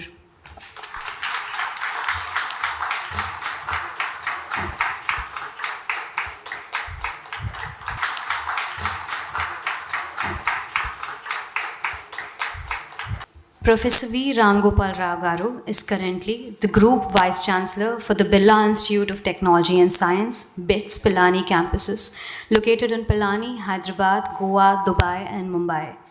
Prior to joining BITS Group in 2023, he has served as a director of IIT Delhi for 6 years during 2016 to 2021, and as a chair professor for nanoelectronics at both IIT Mumbai and IIT Delhi. He is internationally acclaimed nanoelectronics research with over 500 research papers and over 50 patents, which include 20 issued US patents. 15 of his patents have been licensed to industries for commercialization. The IP on the CMOS SoC applications developed in his group is now used in hundreds of millions of ICs sold all over the world. Sir is a co-founder of 2 deep technology startups at IIT Bombay, NanoSniff and SoilSense, which have successful commercial products in the market. Besides his education and research activities, he is also well known for establishing major nanoelectronic programs in India. For his research accomplishments, Sir has been elected a Fellow of IEEE, a Fellow of the World Academy of Sciences, TWAS, and the Indian National Academy of Engineering, INAE, the Indian Academy of Sciences, IASE, the National Academy of Sciences, NASI, and the Indian National Science Academy, INSA. 52 PhD students have graduated so far under his supervision and are working in leading academic institutions, semiconductor industries all over the world, including India. Sir's research and leadership contributions have been recognized with over 35 awards and honors in the country and abroad. He is the recipient of 3 honorary doctorates. The recognitions Sir has received include Shanti Swaroop Bhatnagar Prize in Engineering Sciences, Infosys Prize, IEEE EDS Education Award, and many others. Sir serves on the editorial advisory boards of several leading international journals such as the ACS Nano Letters, AIP Applied Physics Reviews, IEEE Journal on the Flexible Electronics, etc. He has delivered over 200 plenary, keynote, and invited lectures all over the world. Beside his regular teaching and research activities at IIT Delhi, Professor Ram Gopal Rao Garu serves as the chairman for multiple communities at the national level related to education, research, and innovation programs in India.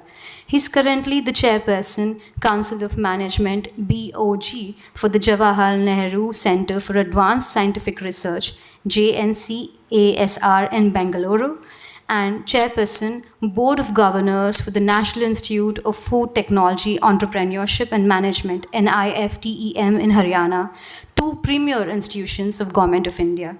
I now request Dr. ABS Shastri Garu to present Shri Maharshi Scientific Excellence Award to Professor V. Ram Gopal Rao Garu. I request other dignitaries on the dais to join Sir. Smrute sakala kalyana bhajanam yatra jayate purushastamajan nityam vrajami sharanam harim sarvada sarvakaryeshu nasti tesha yeshamindivarashyamo hridayastho janardanaha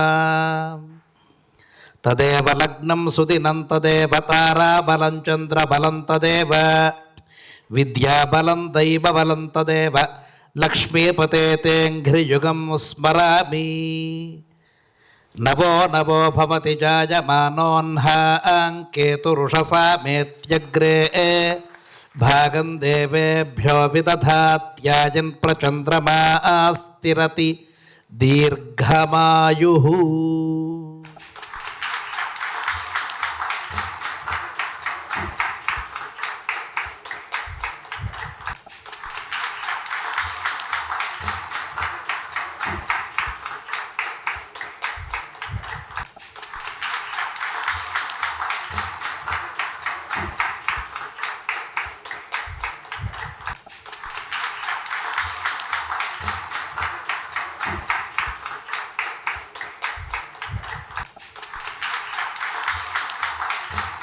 Dr. Sri Vedarshi Amanja Balasudhakar Shastri Garu, Dr. Satish Reddy Garu, Dr. Ram Gopal Rao Garu, Dr. MS Rao Garu, Professor Arya Garu, distinguished audience. It is a celebration of Silver Jubilee, Rajatotsavam of Srivit. Not only that, recently Vedarshi Amanja Balasudhakar Shastri Garu had completed 60 years.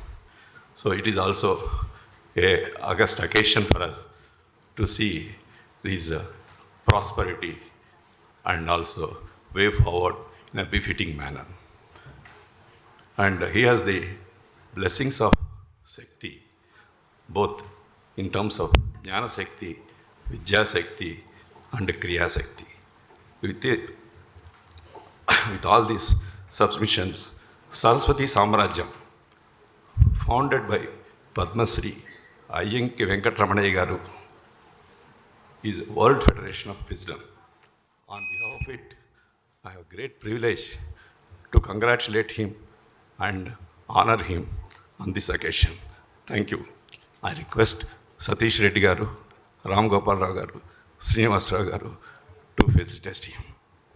Triyambakam yajamahe sugandhim pushtivardhanam Durgam devigum sharanamaham prapadye niredhi Ghrutam pitva madhucharu gavyam. To deliver the vote of thanks and convey our appreciation, I now invite ARB Karthik Garu, Executive Director of Arshadhatu Green Nanotechnologies India Private Limited, onto the dais. A very warm welcome to all distinguished eminent speakers, ladies and gentlemen. It's been a wonderful day until now. As we bring this momentous inaugural function of ICON Bharat to a close, it is with a profound gratitude and immense pleasure that I stand before you to extend my heartfelt appreciation to all who have played a pivotal role in making this event a resounding success. First and foremost, I express my heartfelt gratitude to distinguished guests of the day, our chief guest, Dr. G. Satish Reddy Garu, former advisor to Defense Minister and former chairman, DRDO, for taking his precious time, making it to this event. Thank you very much, sir. And Professor V. Ram Gopal Rao Garu, Vice Chancellor of BITS Group of Institutions, for his time. Sri MSR Garu, CEO of T-Hub.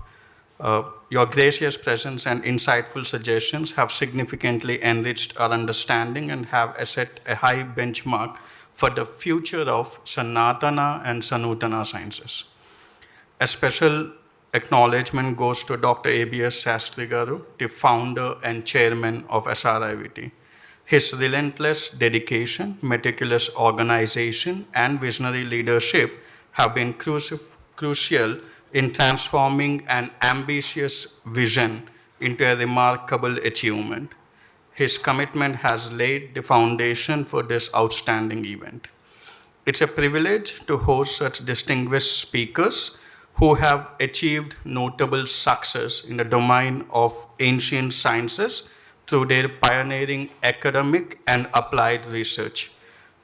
We are eagerly anticipating the stimulating lectures and deliberations that are sure to enrich our conference experience.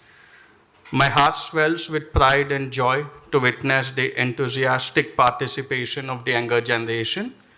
Your keen interest and presence here today are truly inspiring.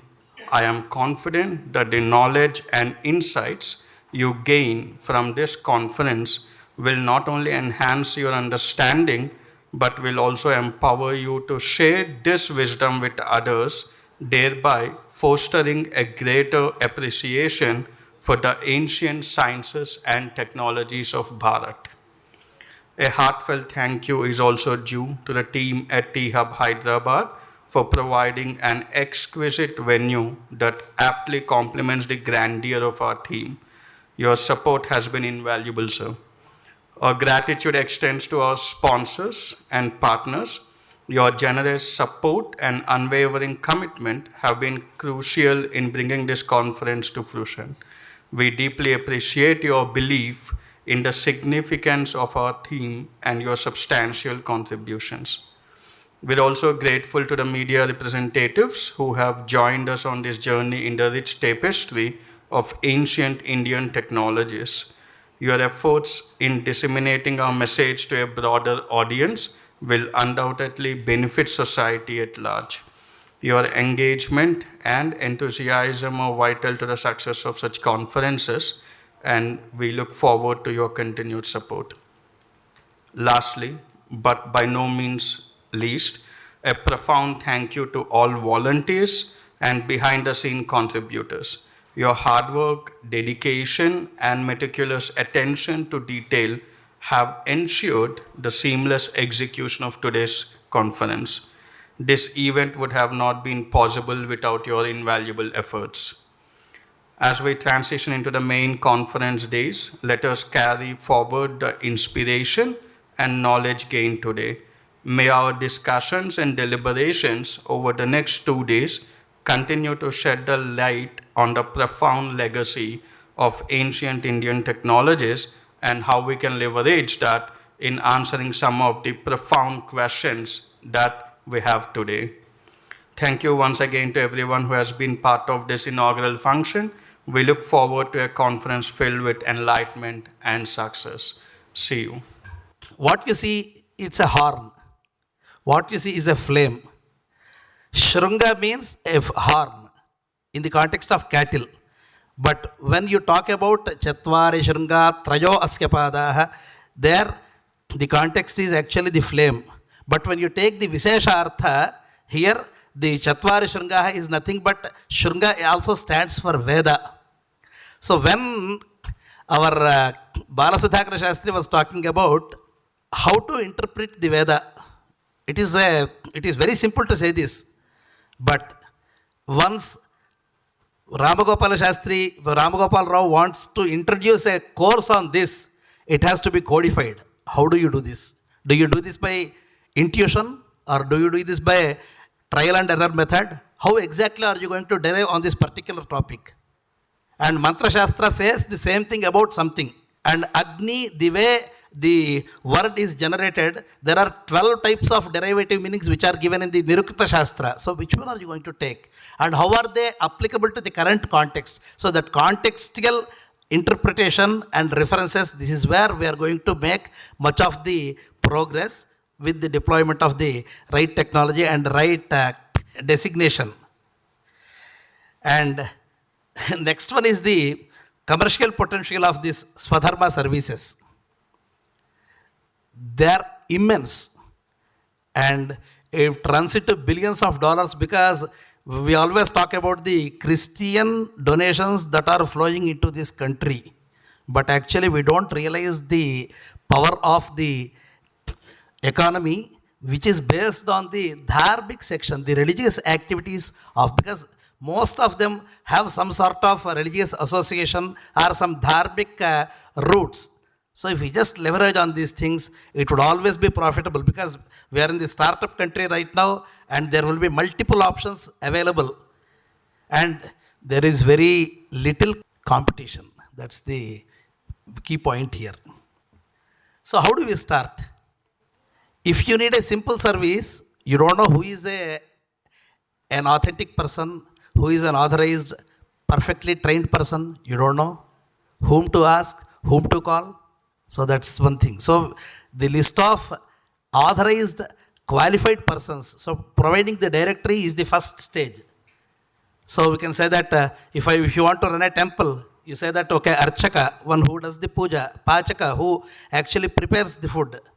And the third one is managers who will manage those enterprises, and the staff, the teachers for your schools, especially the Veda Pathashalas, Archaka training programs, and the caretakers. These are all some of the important aspects. And the next one is, if you need many articles in the society and in the metros especially, it's very difficult to get all the materials that are required for that particular event. So therefore, the supplies of these materials as a kit, that would be a wonderful, some sort of, say, Amazon kit or something. The e-commerce potential is definitely there, whereby even the practitioners would also get. And the second one is the ERP solutions that are required for various organizations to thrive. How many are available? We have got just one or two, which are also not fully meeting the requirements. So this is something we can have, the how to found an institution, how to found a temple, how to found an organization, and how to construct a building, and what are the running operations, what are the assets that are maintained, and how are the accumulations happening, and how do we manage the staff. So this is one aspect. The next one would be the CRM. That's even more important. You have got several devotees who are being the contributors, the founding members. They are hardly acknowledged by their services. So the continuous engagement, that is a business proposition that can be extended to this area as well. The next one is the video technology that we have that can live translate or transcribe the texts. If you have the beautiful talks on various aspects, especially regarding the dharma, we don't have an effective technology to provide the transcription services. So the Kacha version, the abstract version is provided by YouTube, but that does not cover everything. So there some innovation can be definitely made. The next one is the webinars. We have got the TV channels leading most of the efforts in conducting several debates. So the webinars that could be telecast from various stakeholders by having meaningful debates. And the next one is even more important, that is defining the standards. The materials that you are using for various pujas, they don't have a specific standard. And most of you might have heard about the sandal powder that is available in the market. Is there at least a gram of sandalwood in that? No, just the color. And the sindoor that is available in the market, that is actually oxidized lead powder, which is highly carcinogenic. And most of the Hanuman devotees, they said, okay, you have to apply out on this thing. And we don't know the after effects of it. And there is no standards that are actually defined. So therefore, the definition of material sciences, especially in taking each of these products and giving the minimum standards of each of them, would be very much required. The next one is standardizing the services that are available, and the last one would be the recommendation for users. The certification from manufacturers such as BIS, FSSA. Similarly, for all the dharmic products, we can have such as the Arshadhatu or some other Bharjiviti. Okay, we have analyzed these products and they conform to the standards given by the Shastras, and they are safe. All humans can use them for topical use or something. So such sort of certification would be very much required, and the certifications for the service providers is also very much required, so that we have a minimum standard. And the next one is the application of AI for simply three things. If you have a question, okay, we can answer these questions by getting the networked institutions and various scholars who are catering to that particular question. We can have the information which is summed up on a particular page. And if you need any service, okay, we can provide that. And if you need any material or kit for any of these events, that can be provided. So that the technology groups and the scientific research groups can put their thoughts together and give something which is relevant to the society in the dharmic sphere. And I urge all of you to think broad, think big, and think biz, but make it affordable for everyone. That's all. Thank you. I would like to request our session chair Ram Gopal Rao Garu to felicitate Ganapati Garu.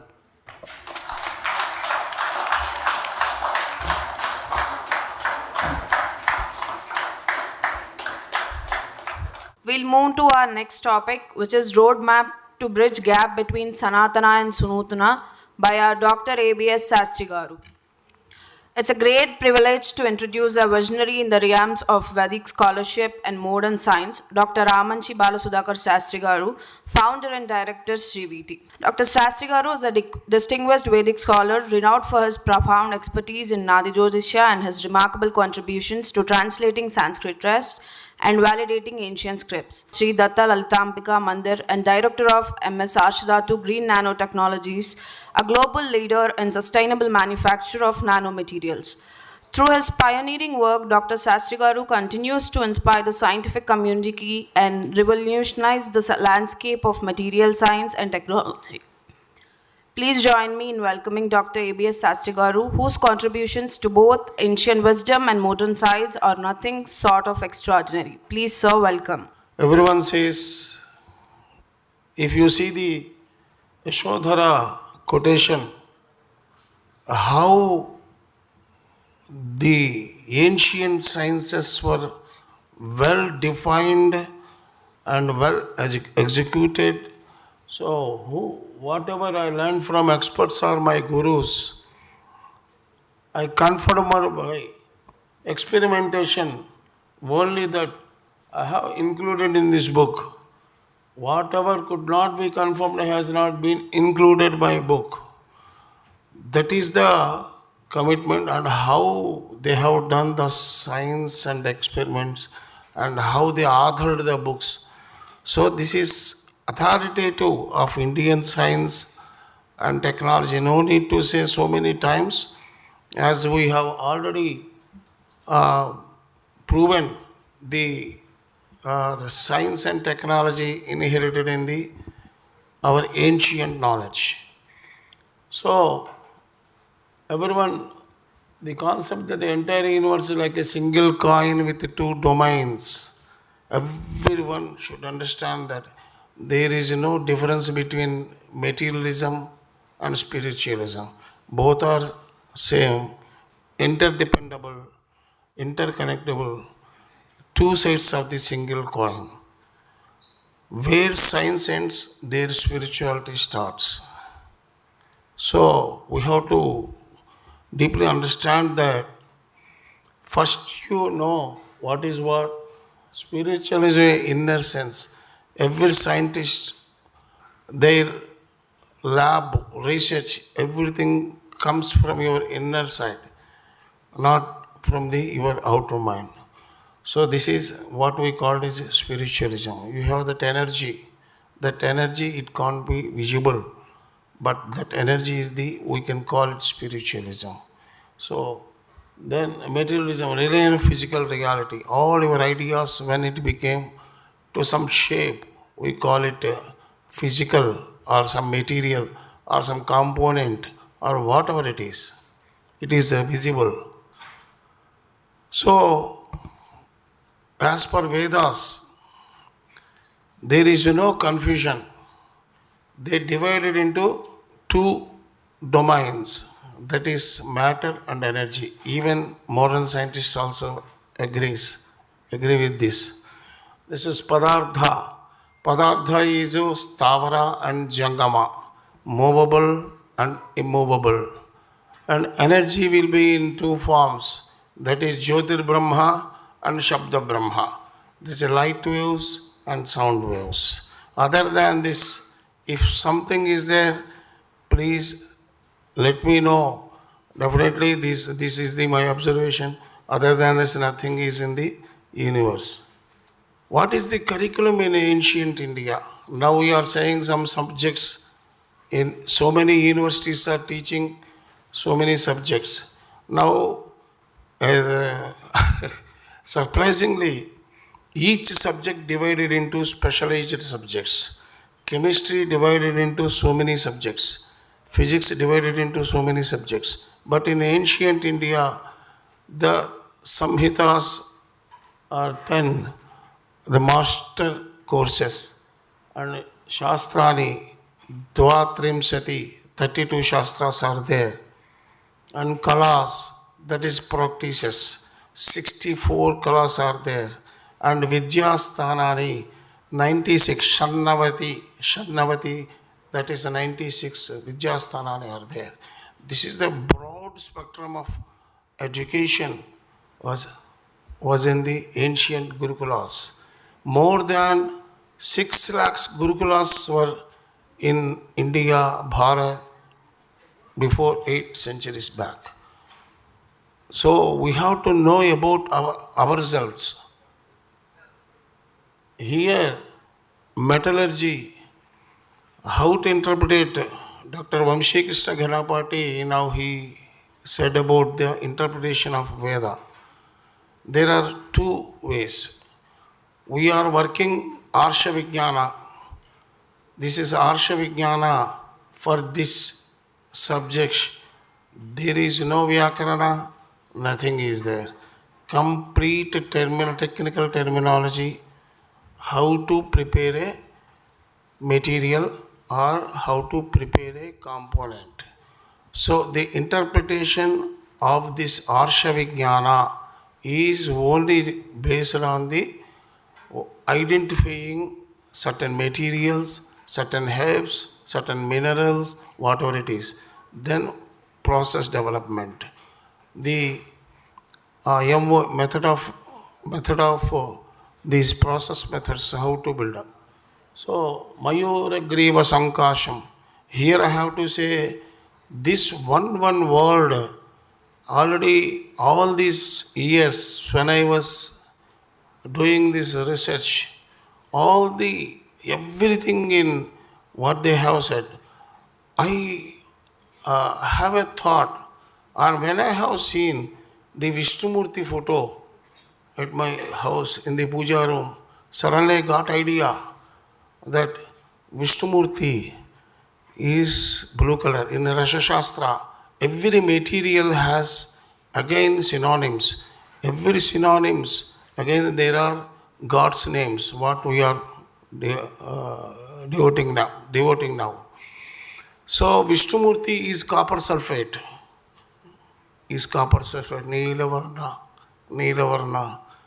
So Arka, Samudra is there, Kshira Samudra. Kshira in Rasha Shastra, Kshira bole to yeki meaning, that is Arka Kshira.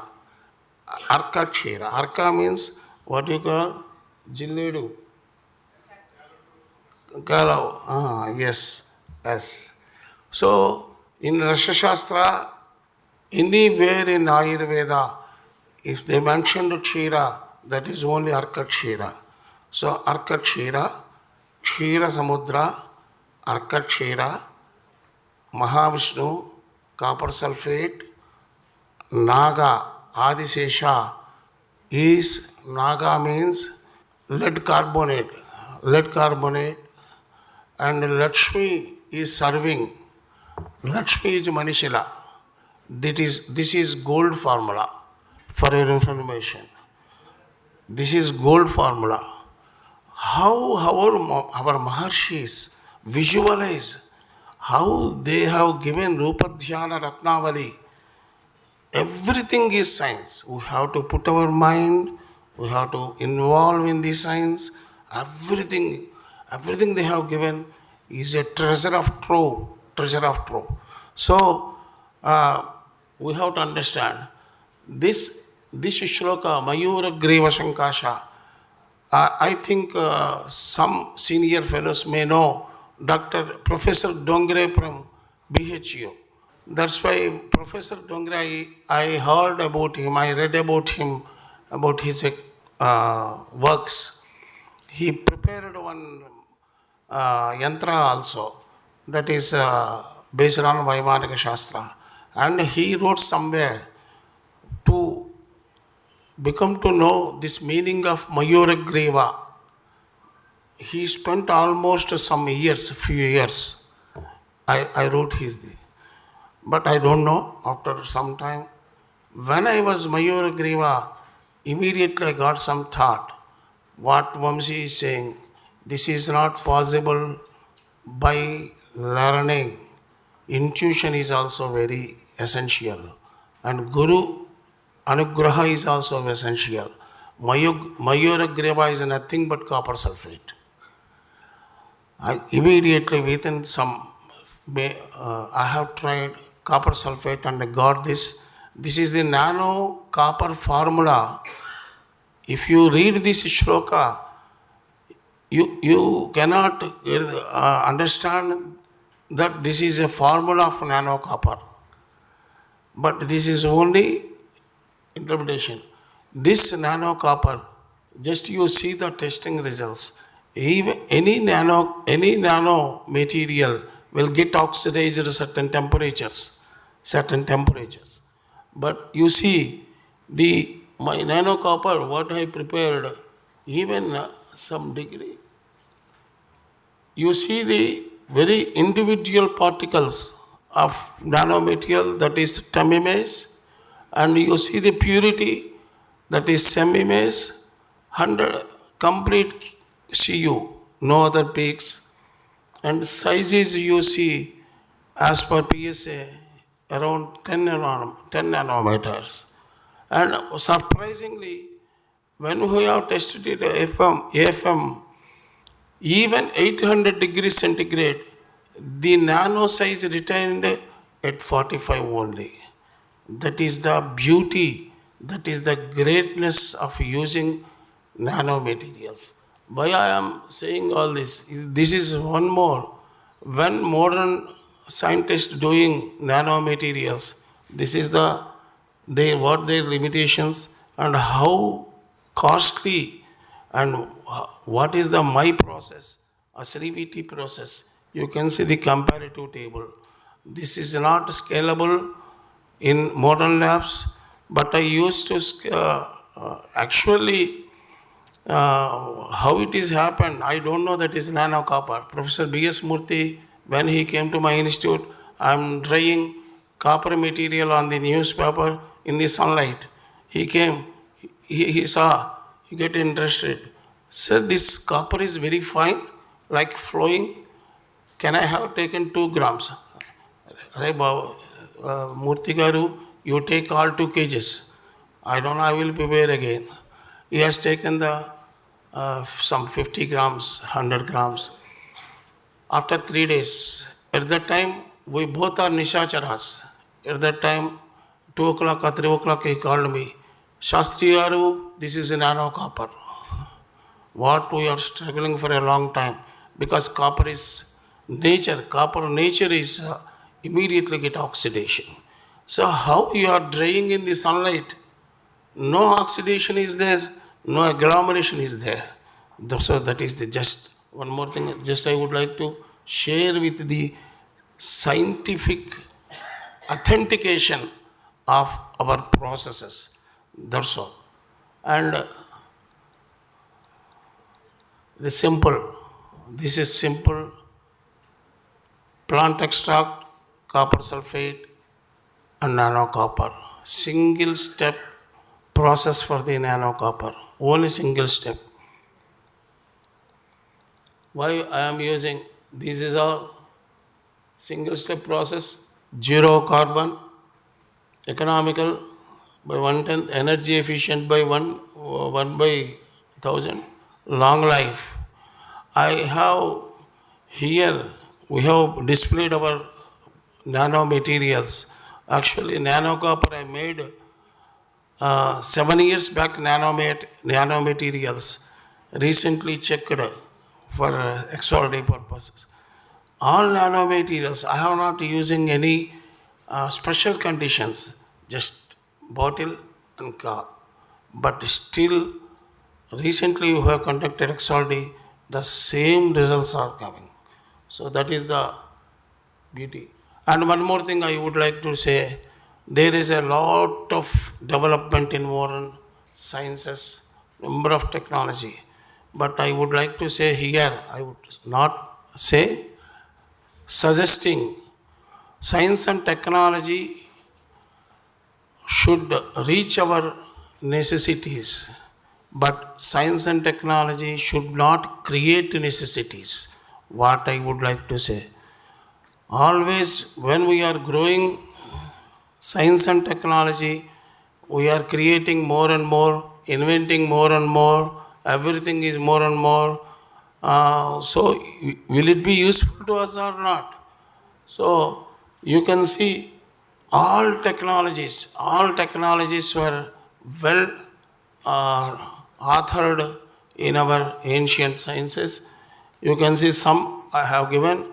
I have collected more than 400 technological series, and I have the gist of all technological series also I prepared. So integration of ancient Indian sciences and modern Indian sciences.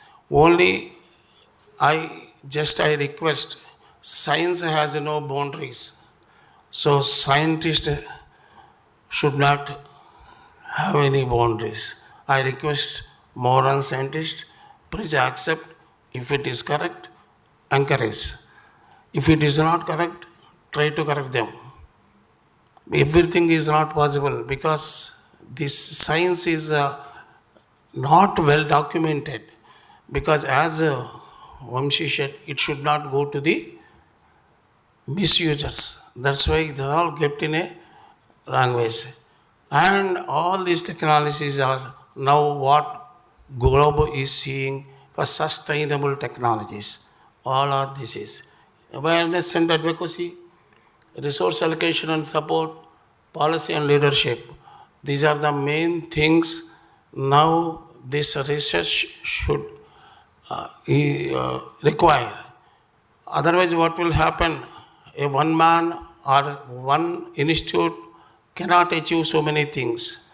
For each shloka interpretation, I used to take minimum 6 months because I have to interpret it, I have to identify, I have to procure, I have to make trial and error and all those things. So these a roadmap, first of all we have to join hands. Only one science is there. Don't deviate. And this ancient science and modern science, I believe from today onwards, we have to call it only one science. That is one science and one globe. All these sciences are in timely introduced by so many people, so many branches of sciences. But science is common. This is the literature today, activity flow, process flow chart, process experiments, characterization, modern adaptability and engineering, optimization, scale up, Application sets, publication patents, tool design, and commercialization. If we take it forward, definitely there will be no boundaries between, compound walls between Vedic sciences and modern sciences. So here, role of academia I have given. So academic institutions all institutions come forward to how just Ram Gopal Rao is suggesting me. Definitely we will plan one certificate course like that academia and R&D institutes where some problems are there. Definitely we are here to address. We have to completely, this is nation interest. We have to think only interest of nation, not personal. And industrial sector, commercializing as morning Satish Reddy said, how to commercialize all these technologies. And expected outcomes are like this, because this is the enhanced innovation, global competitiveness, sustainable development, and economic growth. These are interdependable. So cultural preservation, holistic education, healthcare advancements, and strengthen the national identity. This is the very important point. This is our identity. So we have to safeguard. You are all the next generation, future Indian soldiers. So integrated network framework for science and technology, seamless integration for universal recognition. These are the important points we have to go. And elevating the status of Indian knowledge systems, coordination, interconnectivity, and strategic platforms. So due to time problem, I'm just closing my speech. A national mission for what a suggestion, what government has to do. Government has started one national mission for science and ancient science and technology. A national NRF, National Research Fund is there.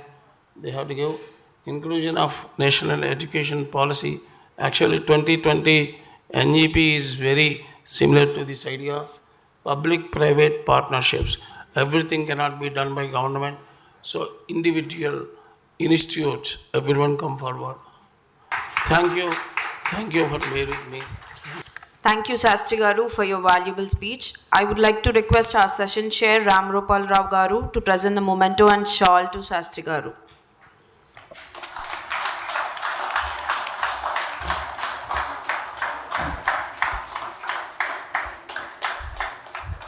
Now we will be moving to our last session, or else the next session, Ancient Indian Vahana Shastra by Dr. Ravi Prakash Arya Garu. It's my great honor to introduce a distinct scholar and an eminent leader in Vedic studies. Dr. Arya Garu, he has many accolades. He has received a testament to his deep commitment to the promotion and education of Vedic knowledge. His scholarly excellence has been recognized with prestigious awards, including the University Medal from Punjab University.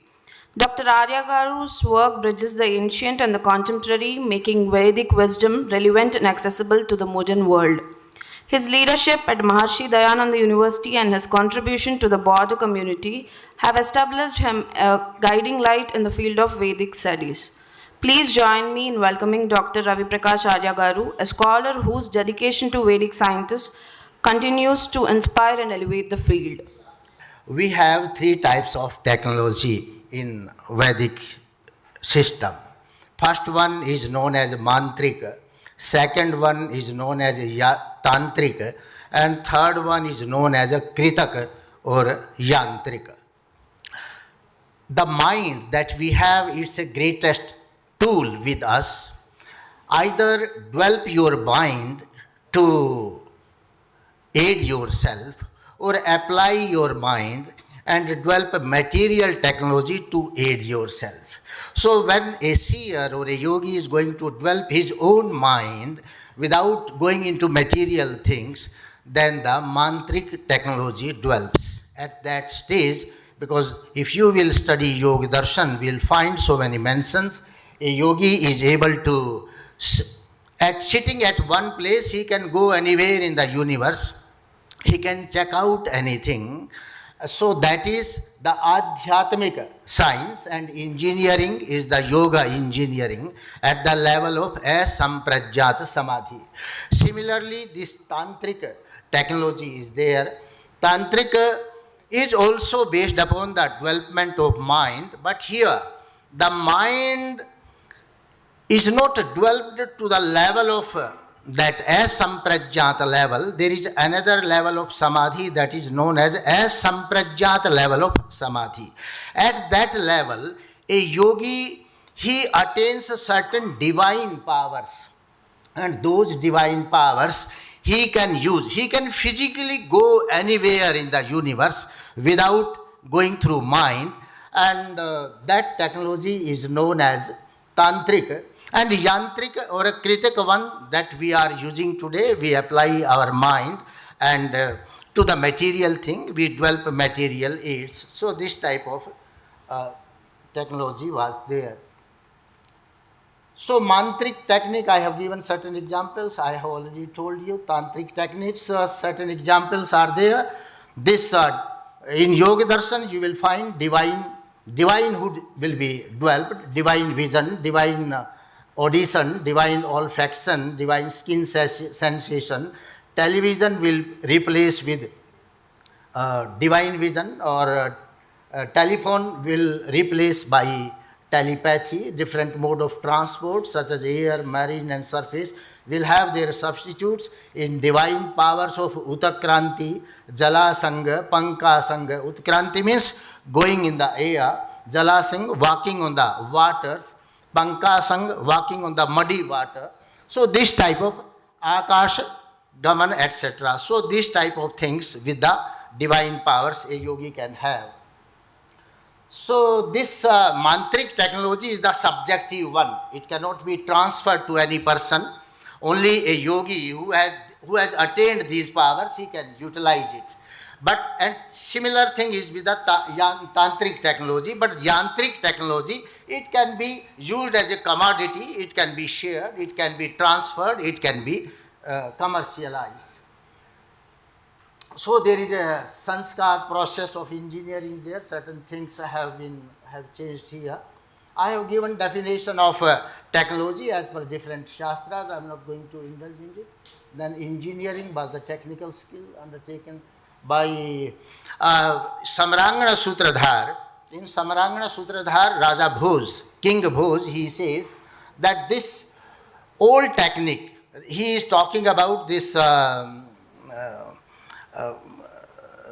yantric technology, and he says parampariyam kaushalam saupadesham shastrabhyaso vastu karmodyami dhi samagriyam nirmala yasyasu asmish chitranyeva vetti yantrani karatum.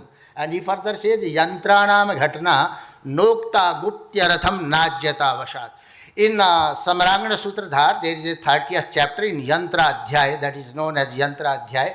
He mentions there the Vimanas, many Yantras, and he says their technology is there with me. I am not revealing that technology, because that technology, if I will reveal, the patent of certain families, because in ancient India, there were no these multinational companies, big industrial houses were not there.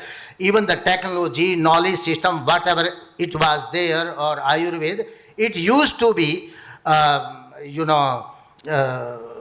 practiced by certain families. So it was the family tradition. They used certain families, they were working with the shipping industry, certain families they were working with the Vimanas, certain families they working in Ayurveda, astrology. So this type of system was there. That is why King Bhoj says that I am not revealing all those technologies, Guptyaratham, so that their copyright may not be disturbed. So now I am coming to that vehicle part, ancient vehicles.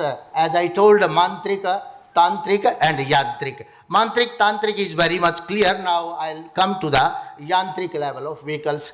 In Rigveda itself, there is a mention of Vimana, Vahana, and those Vimanas could be used in the air, on waters, as well as on the land. So three types of vehicles they have used. And the mode of transport, as I told, in Bhrigu Samhita also he says, Jal Nokaiva Yanam Shad Bhumiyanam Ratham Smritam Akashi Agniyanam Vyomyanam Tadaivacha. He says, whatever vehicles they ply on the road, they are known as a Rath or a Yan.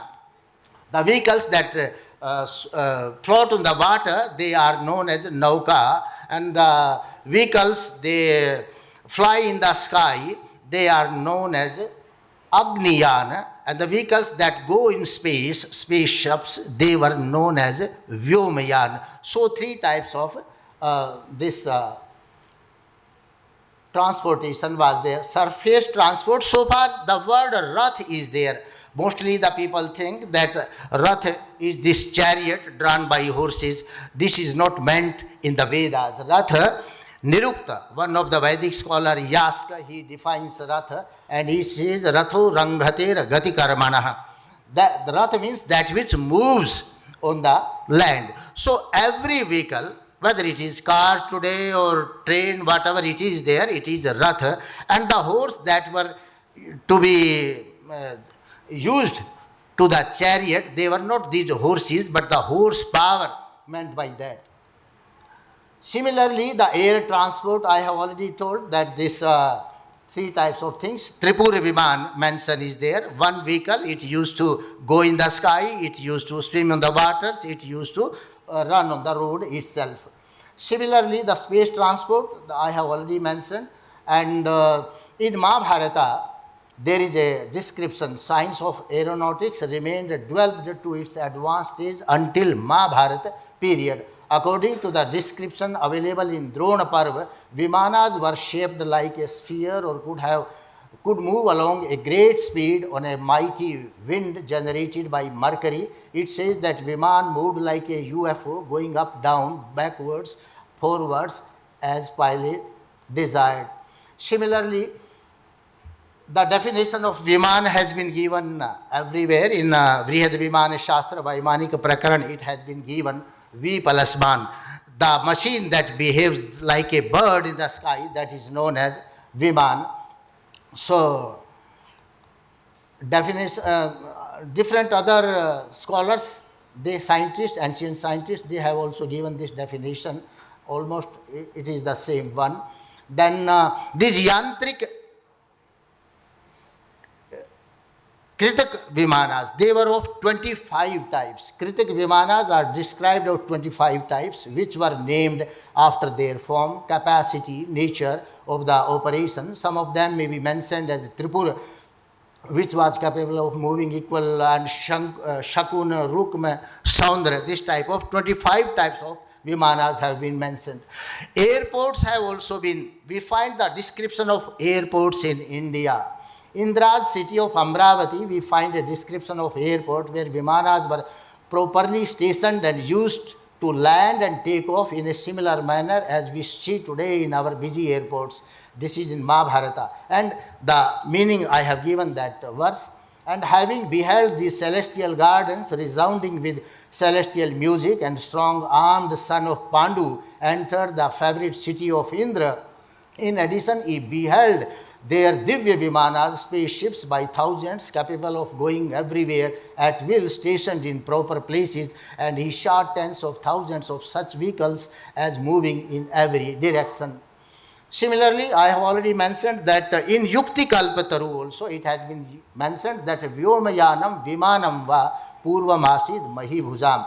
The ancient people, they used to go in the space also, and we have a certain historical reference in Mahabharata also that King Kakudmi and his daughter Revati, they went into the space, and after staying over there for a certain period, when they came back on the earth, they found that on the earth 1,000 years have passed, and their friends, they were no longer existing on the space. Then he married his daughter Revati to Balram. So while you enter into the different universes, the period will go fast, the time will pass very fast. So this has also been there. Parachutes for floating in the sky. in Mahabharata tells us that Shalav air-raided Dwarka. Krishna cut the airplane, namely Shaubh, by his Sudarshan Chakra. Shaubh then fell down, burning. Nevertheless, Shalva remained floating in the sky. This is the situation just like the modern day parachutes. Solar powered Ras Yantras, Mercury engine, were used to operate aeroplanes. This has been described in Samrangana Sutradhar of King Bhoj. He says, Laghu Darumayam Maha Vihangamam Dridha Susrishta Tanu Vidhayatasya Udare Ras Yantramadadhit Jwalanadharam Adhuvasya Chati Puranam. So this Rasa Yantra, the mention of Rasa Yantra is there in Ayurveda, in Rasa Shastra. The Rasa means mercury. Nothing has been meant by Rasa. So the mercury operated engine powered by solar rays, it was used in the ancient period. And this has also been mentioned at other places in Samrangana. Sutradhar also is talking about a hovercraft and how it goes in the sky, that this has been mentioned by Bhoj. Tatra rudha purushastasya pakshadvandvo chalanat prodjitena anilena supta swantah paradasya shaktah chitram kurvanambare yati duram. He clearly mentions that these were the mercury operated engines. Similarly, in Brihadavimana Shastra also, there are at many places they have mentioned about the solar power used for operation of aeroplanes, and it has been said that Vimanasya upari Surya Shakti Akarshana Panjaram. So Surya Shakti Akarshana Panjar or some Surya Kant Mani type of words have been used, and this is just like some photovoltaic cells wrapped around the aeroplane just to catch that solar power and operate those aeroplanes. Similarly, in Samarangana Sutradhar, a very big sized aeroplane has also been mentioned, and it was also operated by mercury engine. Some eco-friendly jet engines have also been mentioned. Mantra-powered aircraft simulation was also there. Kamagamam Yanam. At the thought itself, it used to be operated, just like the mantra-operated weapons were there in ancient India. So similar situation is there in Ravana's Viman, similar to modern jetpack. 1200-year-old Viman photo in Ellora caves. Sitting capacity in Vimanas 200 to 1000, speed, and evidence of ancient astronauts in India. This is there in this temple, 7th century, 8th century temple. Marine transport, it was very famous system in ancient India. Marines, they were these vessels, they were known as nauka. Marine transport, a vessel with 100 propellers. It used to be operated by 100 propellers or paddles. The mention we find in Rig Veda. The commercial shipping was also there. The same mention we find in the Rig Veda. The warships have also been mentioned in Mahabharata. We find in Ramayana we find Navam Shatanam Panchanam Kaivartanam Shatam Shatam Sannadhanam Tatha Yunan Tishtati Abhyachodayat. Hundreds of the sailors are sailing 500 ships carrying hundreds of armed soldiers. There is a mention of mechanized ships also. In Mahabharata, Sarvavat Saham Navam Yantra Yuktam Patakinim, we find this mention, machine operated ships. Classification of ships has been done in Yukti Kalpataru. It's a big text that deals with the shipping, and it says the two types of ships were there, vessels were there, Samanya and Vishesh. Samanya type of vessels were simple and ordinary type of vessels, mostly plied in rivers. Samanya vessels were classified into 10 types, and these are the names: Kshudra, Madhyama, Bhima, Chapala, Patala, Abhaya, Dirgha, Patra, Puta, Garbha. Means all feminine gender, through feminine gender they mention it. Dimensions of the vessels have also been given in Yukti Kalpataru. Vishesh type of vessels have also been mentioned there, and they are of two types. Dirgha as second one is Unnata. So, Dirgha type, all these 10 types have been mentioned, and their dimensions have also been given over there. Unnata type, 5 types are there: Urdhava, Anurdhava, Swaranamukhi, like that. And dimensions of various Unnata type of vessels, they have been also given there. Their painting and design of vessels, it has also been mentioned. The vessel with one mast was painted blue, vessel with 2 masts were painted yellow, vessels with 3 masts painted red, vessels with 4 masts painted white. And there is also mention of vessels with cabins. So they were having cabins also. And Sarvatu Mandir, so vessels which were used to carry all royal things, royal house, and all these things have been mentioned there. And this royal vessel, a particular type of vessel has been used. The picture of the celestial bodies, it has been the gold, silver, and copper metal work was used in these vessels. Material used, that has also been given in this Yukti Kalptaru, and it has been mentioned that no iron was used, so that the vessels would not be attracted by any this magnetic rocks. So metals were, this was not used. Even John of Monte Corvino, Marco Polo, Vasco da Gama, they have also mentioned it, that Indians were not using any iron nails in their vessels. The India's shipbuilding industry, it has been mentioned by Marco Polo, this Nicoli de Conti, all these people, they have done it. So this is the brief description of the Vahana Shastra in ancient India. Thank you. Thank you so much, Dr. Ravi Prakash Arya Garu, for your valuable speech. I would like to request our session chair, Professor Ram Gopal Rao Garu, to present memento and shawl to our speaker, Dr. Ravi Prakash Arya Garu.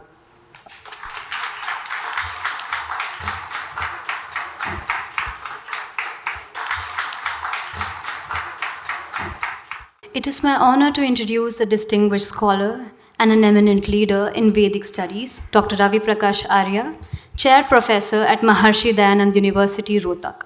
Dr. Arya's illustrious career and the many accolades he has received are a testament to his deep commitment to the preservation, promotion, and education of Vedic knowledge. Dr. Arya's work bridges the ancient and contemporary, making Vedic wisdom relevant and accessible to the modern world. His leadership at Maharshi Dayanand University and his contributions to the broader community have established him as a guiding light in the field of Vedic studies. Now, I request Dr. Ravi Prakash Arya Garu to take over and lead the session. Thank you. In this session, we have 4 speakers. First speaker is Srimati Kavya Vadadi. She is going to speak on decoding advanced space technology in ancient manuscripts. Kavya integrates Vedic technologies with modern engineering, bridging tradition and innovation. She has authored Vimanas and the Wars of Gods and reverse engineering Vedic Vimanas, exploring the link between ancient myths and advanced engineering. I invite Srimati Kavya Vadadi to come and present her paper. So I am going to talk about ancient Egyptian and Indian airship space launch vehicle. So here we can see first diagram from Brihad Vimana Shastra, that is Tripura Vimana, and second one Shakuna Vimana, and third one is a picture from Abydos temple, Egypt. So that is an airship. So Tripura Vimana, it has multi like transformable vehicle, 3 modes it can travel, 3 medium: under the water, on the water, and in the on the land, in the air also, space also. And it is made of advanced materials. I believe it is a flexible material also, because it is transformable, and it has electric wheels for land travel, ballast tank, rudder, propeller and all, and air blowers are also there. Control systems are also described in Vimana Shastra. Next one. Shakuna Vimana. So this Vimana is like similar to Pushpaka Vimana, which we see in Ellora caves, flapping wing mechanisms. So this is also made of Raja Loha. This is different one, Raja Loha. Previously Tripura Vimana, Trinetra Loha. So various mechanical components are there for the help of flapping wings and all. Flight control too. Similarities in the ancient Egyptian and Indian space vehicles. Historians say that there is a link between ancient scripts, Egyptian and Indian also, civilizations related. So here we can see the Abydos airship. Abydos airship is something like completely different flying city kind of thing, because it has like many things, like they have written birds come in and go, and fishes are also there inside. Inside there is a like something like pool inside it and all. So many things we can do on this project. We are still doing 3D modeling of this Abydos airship. Next one. Now coming to Shakuna Vimana, recently I have found some yantra which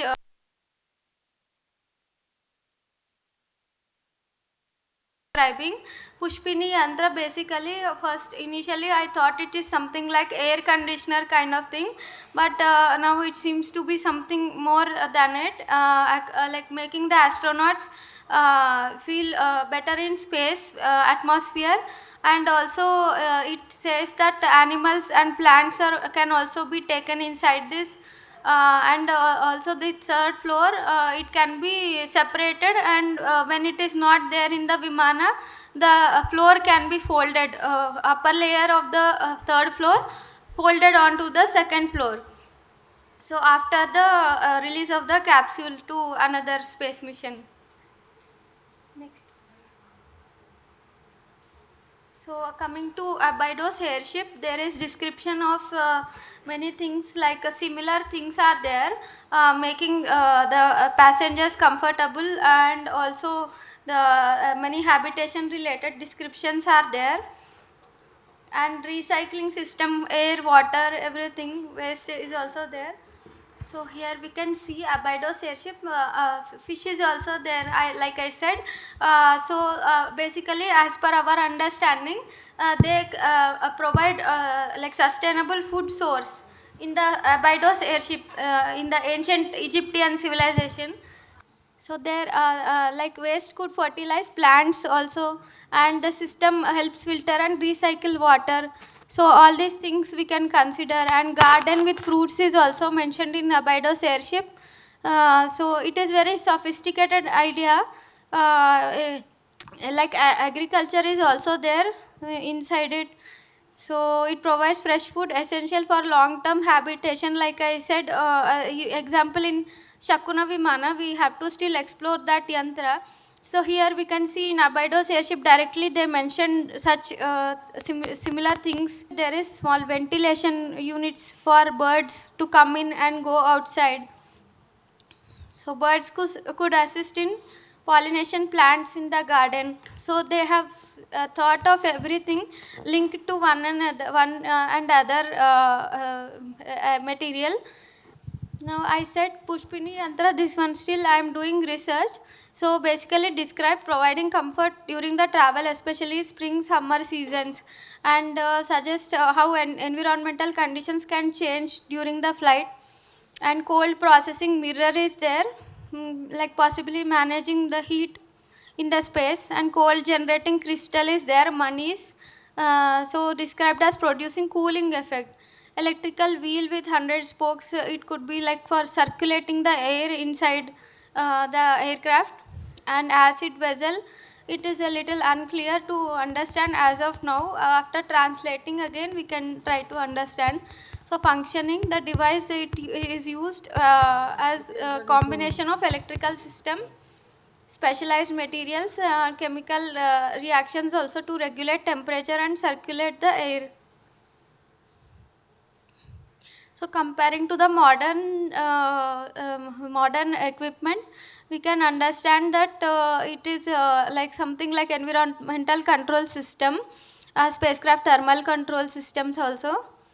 So applications studying this, we can do new approach to the environmental control in spacecraft.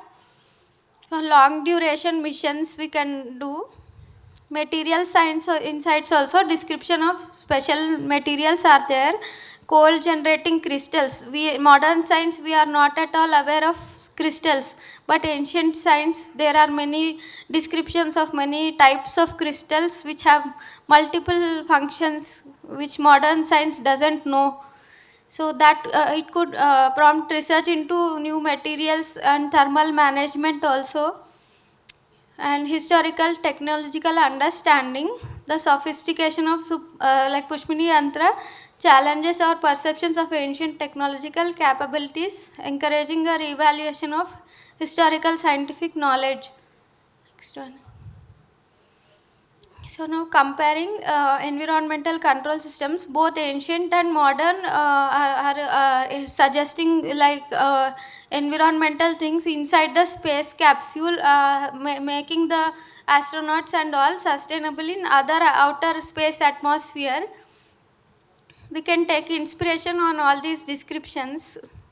So future research directions, we can understand that these alloys which I have mentioned, Rajaloha alloy, cold generating crystal, all these we can do research and develop the modern space technology. Pushpini Yantra also, it inspires us to understand new types of research. So now coming to the next topic. So advanced space devices are there in Vimana Shastra. Cloning device is there, that is the Vimana appearing like there are multiple Vimanas in the space, and plasma shield, Parivesha Kriya Yantra, that name, device name, and then free energy extraction. Next. So Shakti Akarshana Yantra is power attracting device mentioned in Vimana Shastra. So like I said, there are many free energy in the space, regions in the space mentioned in Vimana Shastra from which we can extract energy. But now we are using only fuel and all. But in Vimana Shastra they have used free available energies in the space. And Vishwakriya Darshana Darpana Yantra, this is a universal vision revealing mirror when we translate, but it acts as double role. It is like a space telescope which can show the astronaut in the Vimana the 3D images of whatever the telescope focuses on. And also it can, for example, we are seeing the Vimana, we can see the Vimana and there is a another duplicate Vimana beside it, like it is cloning device. And next, Ganapa Yantra, solar energy extraction device. Parivesha Kriya Yantra, plasma shield generator. So based on the descriptions of Brihad Vimana Shastra, I have tried to do 3D modeling of this particular yantra. This is only a small part of this yantra, Shakti Akarshana yantra. Nikola Tesla already tried to recreate some devices from ancient texts, but we do not have now everything. So this is more similar to it. Power attracting, solar radiant energy is the Earth's gravitational pull described. Wind kinetic energy is also described. So there are multiple descriptions, like from multiple free energies it is attracting the energy. These all concepts we have to understand. For example, wind kinetic energy, we have magneto-hydrodynamic generator. Earth's gravitational pull, we have Nikola Tesla tried earth powered generator once upon a time, gravity powered generator, but free energies, his laboratory was destroyed and he was killed, they say. Solar radiant energy, we know only some part of the solar rays in ancient texts. In Brihad Vimana Shastra they have mentioned many types of the solar rays. We did not understand that much. So Shakti Akarshan Yantra, technical details which I have understood, it utilizes mirrors or glass devices, neutralizes excess wind force on aircraft, protects against toxic outer earth winds, and earth power generator also we can understand it, and magneto-hydrodynamic generator, like I said. Energy transfer happens on between aircraft and ground-based equipment. Now coming to that space telescope which I have said, which also acts as cloning device for the Vimana. So this Vimana described in two areas in the Brihad Vimana Shastra, entire Vimana Shastra, in multiple chapters they have mentioned. So in Yantras chapter and also pilot instructions chapter. So it projects 3D visuals of distant celestial bodies, uses Mercury also. These are interesting points to be noted from the device. So it uses Mercury as reflective surface capable of creating clones or illusions of the Vimana itself. So these are main points which I have understood. So this one, the 3D model I have tried. This is also only some part which I have understood. That only I have created 3D model. Next. Mounted, like they also written that this is very strange description that I have come across in Brihad Vimana Shastra. So they have written that they placed this yantra, fixed it on the Vimana facing towards the planet Earth. So we have to understand, is the Vimana or the space station or the space city still existing, and are they still watching us through this telescope? So it provides real-time 3D holographic images of the Earth or other desired locations as per the astronaut or pilot. So allows observation of individual beings also, they have written, with accuracy it seems. So it can create illusory 3D images of the Vimana for strategic purposes. Next. Now Ganapa Yantra, as per my understanding, Ganapa Yantra, it is solar collector shaped like elephant's trunk. System of wheels and wires for energy transfer they have mentioned, and storage mechanism involving silica, crystals and acid. It utilizes sun crystals, umbrellas to enhance solar energy collection. So modern technology, if we can compare, so it is similar to modern photovoltaic panels or solar concentrators, and energy transfer system, electrical wiring, mechanical power transmission in current systems. Storage mechanism resembles modern battery technologies, particularly those using chemical reactions for energy storage, and enhanced collection methods also, maximizing solar energy capture such as tracking system and concentrator designs. Parivesha Kriya Yantra. So this yantra is very special for me because at the beginning I couldn't understand what they are trying to say in the text Brihad Vimana Shastra. So translation very difficult, and for understanding we should be expert in that subject. So I felt very difficult to understand. Later I understood, okay, they are describing plasma shield. Parivesha Kriya Yantra. So it generates protective halo using all the 5 elemental forces. So it utilizes solar rays for propulsion also and guidance. Incorporates energy storage transmission mechanisms, and also defensive environmental control features are also there. There are specific materials used and specialized glasses in detailed description in this yantra. Metals and acids also they used.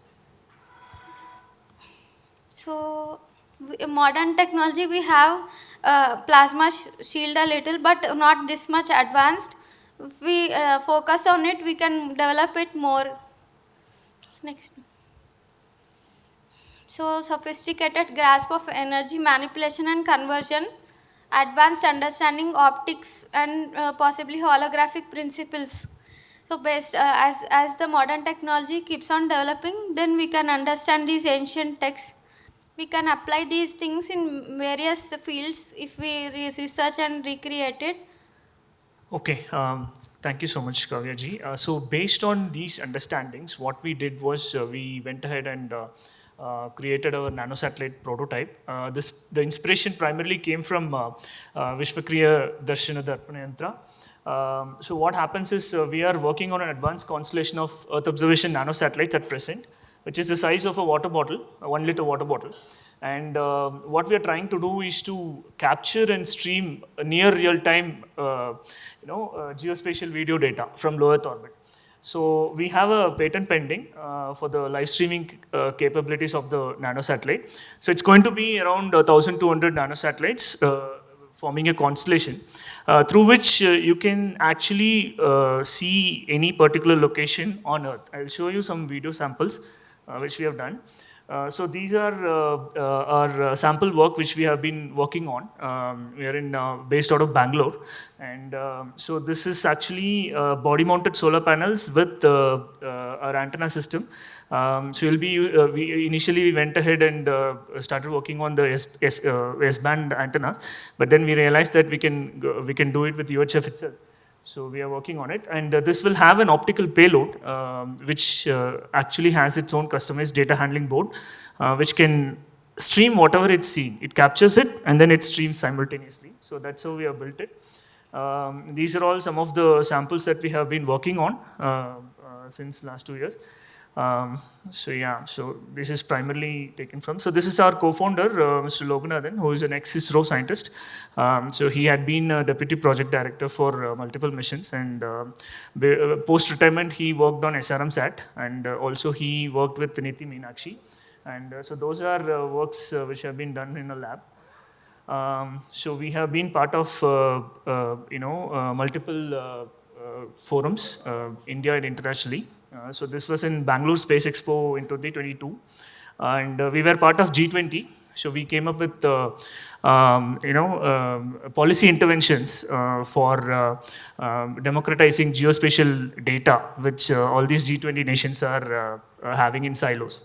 So that's what had happened, and this was part of our collaborative effort to come up with food and medicine for microgravity environments. So we are working on a bio payload also on an experimental basis, still in research. So that's me giving a presentation at IIT Guwahati.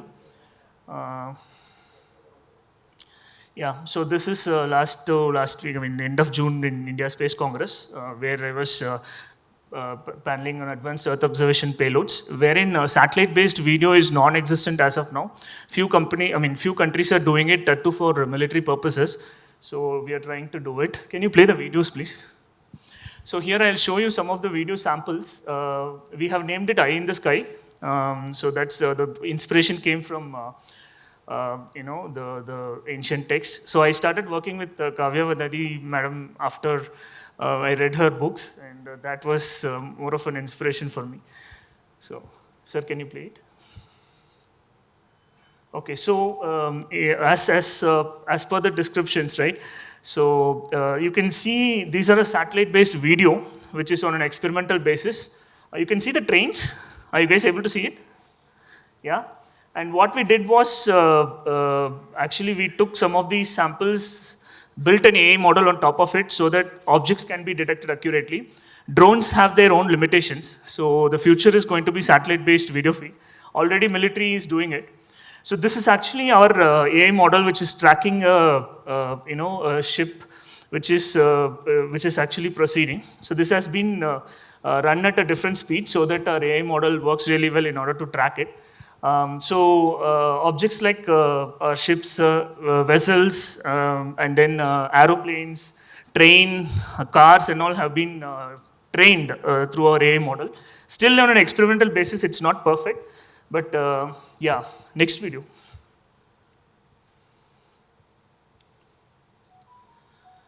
Next video. It's already done. So these are, the AI model trying to capture cars, the white colored cars specifically, and approximately 60 to 70% confidence it has. And you guys don't have privacy anymore, okay? So I'll tell you that. Next video. And Yeah, so this is actually tracking an airfield wherein you can see the aeroplane in a taxiway. It's being, it's getting to take off, or it's going to be parked, I don't know. But this is the video. You can play the next one. And we actually ran our AI model on top of it, and that's how it is able to detect it. And it can be used for tracking enemy planes or war planes which are going across an area. Whatever cannot be captured through radar, also we are trying to do it through satellite-based videos. So instead of looking from the down, we are looking from the top. There are limitations, of course, but pretty sure. We'll fine tune it to get it accurate. Next video, sir. That's it, huh? Yeah, that's the actual video. Yeah, so this is the train, the first one you saw, which has been getting tracked. Oh, yeah. Thank you so much. In addition to his academic achievements, Dr. Saxena Garu's experience with the Defense Research and Development Organization DRDO showcases his ability to apply theoretical research to practical applications, contributing to India's strategic capabilities. We are honored to have Dr. Vikas Kumar Saxena Garu with us today. Please join me in welcoming him. I now would like to invite Dr. Saxena to take over this session. Now I'm a professor at several IITs, but my interest continues in IKS from very beginning. So because I work for aerospace related areas in different IITs, presently I'm a chairman also Aeronautics Research and Development Board for Ministry of Defense, which is a main funding agency in different research areas. So I was listening to Viman Sast and other thing. There's a great opportunity for funding for academia. If some research group comes, they can meet me. This is my very small introduction. Again, I'm thanks Sri Veti for inviting me, and Sastri Garu, I know him because being a director DMRL DRDO Hyderabad, many of his materials have been tested in DMRL by my group, and now he's supplying some of the nanotechnologies to DRDO for very strategic and defense applications. With this, I start the session. We have got 3 lectures. Each one is for 30 minutes. I request the speakers if they can finish in 25 minutes. 5 minutes we can have the interaction. That will be very nice. So first lecture is by Chaya Goswami on maritime knowledge systems, enterprises, and capital of the Gulf of Kutch. It's my pleasure to introduce her.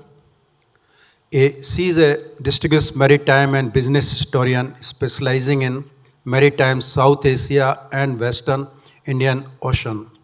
Dr. Chaya is greatly acclaimed for her research on trans-regional commodity exchange, trading network, and diaspora studies. She has authored notable works such as The Call of the Sea and Globalization Before Its Time. Her contribution earned her the Pandit Harilal Gupta Best Book Prize in 2015 with Senior Research Fellowship at UCL, Qatar, and University of Glasgow, and PDF at Warwick University. She now heads the History Department at S.K. Somaiya College, Mumbai. She also directs an archival digitization project in collaboration with American University of Sharjah. Please join me in welcoming Dr. Chaya, who is a great scholar and historian. Thank you for the opportunity. I wish the younger generation would have been there to hear out our maritime history. But anyways, it will transmit sooner or later because the efforts are going in the correct direction from the Ministry of Education. This project has only brought me here, that is IKS Research Center, which was awarded to us last year.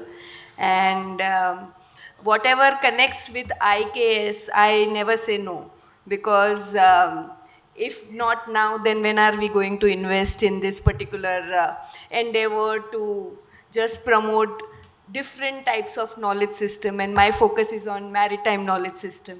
So going beyond the realm of science and maths to taking you, and taking you to the oceanic world, because oceanic world also had its own engagement, and being at the heart of the Indian Ocean and peninsular arc of ours quite invites our intervention as far as our knowledge system is concerned, right? So I gave a talk to Sriviti in July regarding the seafaring and shipbuilding techniques. But since I did not want to repeat that, the same thing, somewhere obviously I'll overlap that with today's presentation. Today I'm more focused on entrepreneurial kind of culture and the capital in the Gulf of Kutch, because to let you know that how these knowledge systems were just not embedded but hybrid and quite interactive, network based, and of course beyond the commercial realm there is cross culturality also. So we'll just see how theoretically also we can engage and how factually we can just borrow from this particular case study, because I'm giving you a case study and my 20 years of research have been on this region of Gulf of Kutch. So it is a kind of a natural transmission of what I am being doing to bringing it to the platform of IKS. So I'm like, this another tagline over with this title is telling you that how we have to explore the evolution of maritime trading system and economic practices also. Of course, see, here also when we talk about commerce and trade and enterprise and risking the things at sea, it also needs scientific intervention, because without seafaring, without shipbuilding, you cannot think about crossing the ocean, right? And the second thing which again entwines here or intertwines here is all about how do we see computation, what is their knowledge, because financial matters when it comes to, and we have seen how the West Coast has been over the centuries being contributing in this arena. So the idea is that we have to kind of take a longish or longidary approach or centuries long approach to understand that where we are, in which capacity, where we have reached. Say for example, Mumbai continues to be financial capital. So all these networks were so interconnected, right? So let's sail through this journey and voyage rather, and try to understand that how we try to locate this region, Gulf of Kutch, which is northwest coast of India, which is very extreme, right? Because there after the landlocked domain or the terrain starts, where Sindh and the other regions of current day Pakistan also get connected with this particular network. So this network was not just single network, which I want to kind of explain in following slides. And also I'm trying to give you the evolution of maritime knowledge system, the development of entrepreneurial culture and the sophisticated financial operations, which were again over the period of time developed, flourished, and were quite productive and constructive in nature. So here comes my, for this particular talk, I kind of, I'm kind of giving away my very prime research finding, which otherwise I wouldn't have done it anywhere else, because I want to bring it out in my new book on piracy. So here, this is about, early maritime activities. indigenous maritime practices and knowledge, early evidence of trade and navigation, and also influence of external powers in this time, which is again, it is not European hegemonic company centric powers I am talking about Greek, Romans, Arab traders, and impact on local maritime practices and trade network. Now the finding is amazing, because in the 6th century maritime activities itself, if you want to find out what was happening at this coast, that there were these jats. Otherwise we know jats are like, we always connect with them in northwest frontier or northwest Haryana and that belt. But they were originally in this Indus and Kutch region and were driven out from this region when the Hunas and the Mihiras they were the one who attacked this region, right?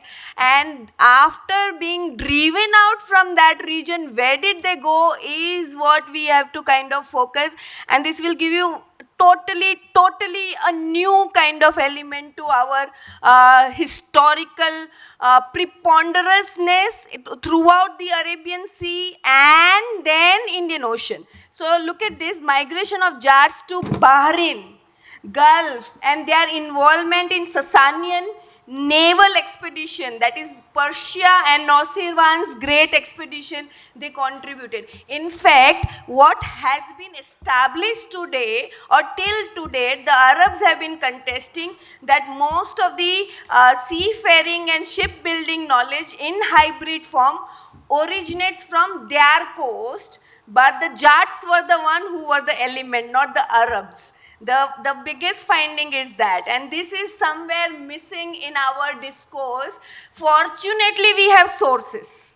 Fortunately, we have sources to tell us what we were, right? Otherwise, we wouldn't have got to know only that, okay, this kind of history also about maritime routes and its domination and the idea of maritime republic also we can conceptualize as the Mediterranean and the Atlantic Ocean historians have been doing it.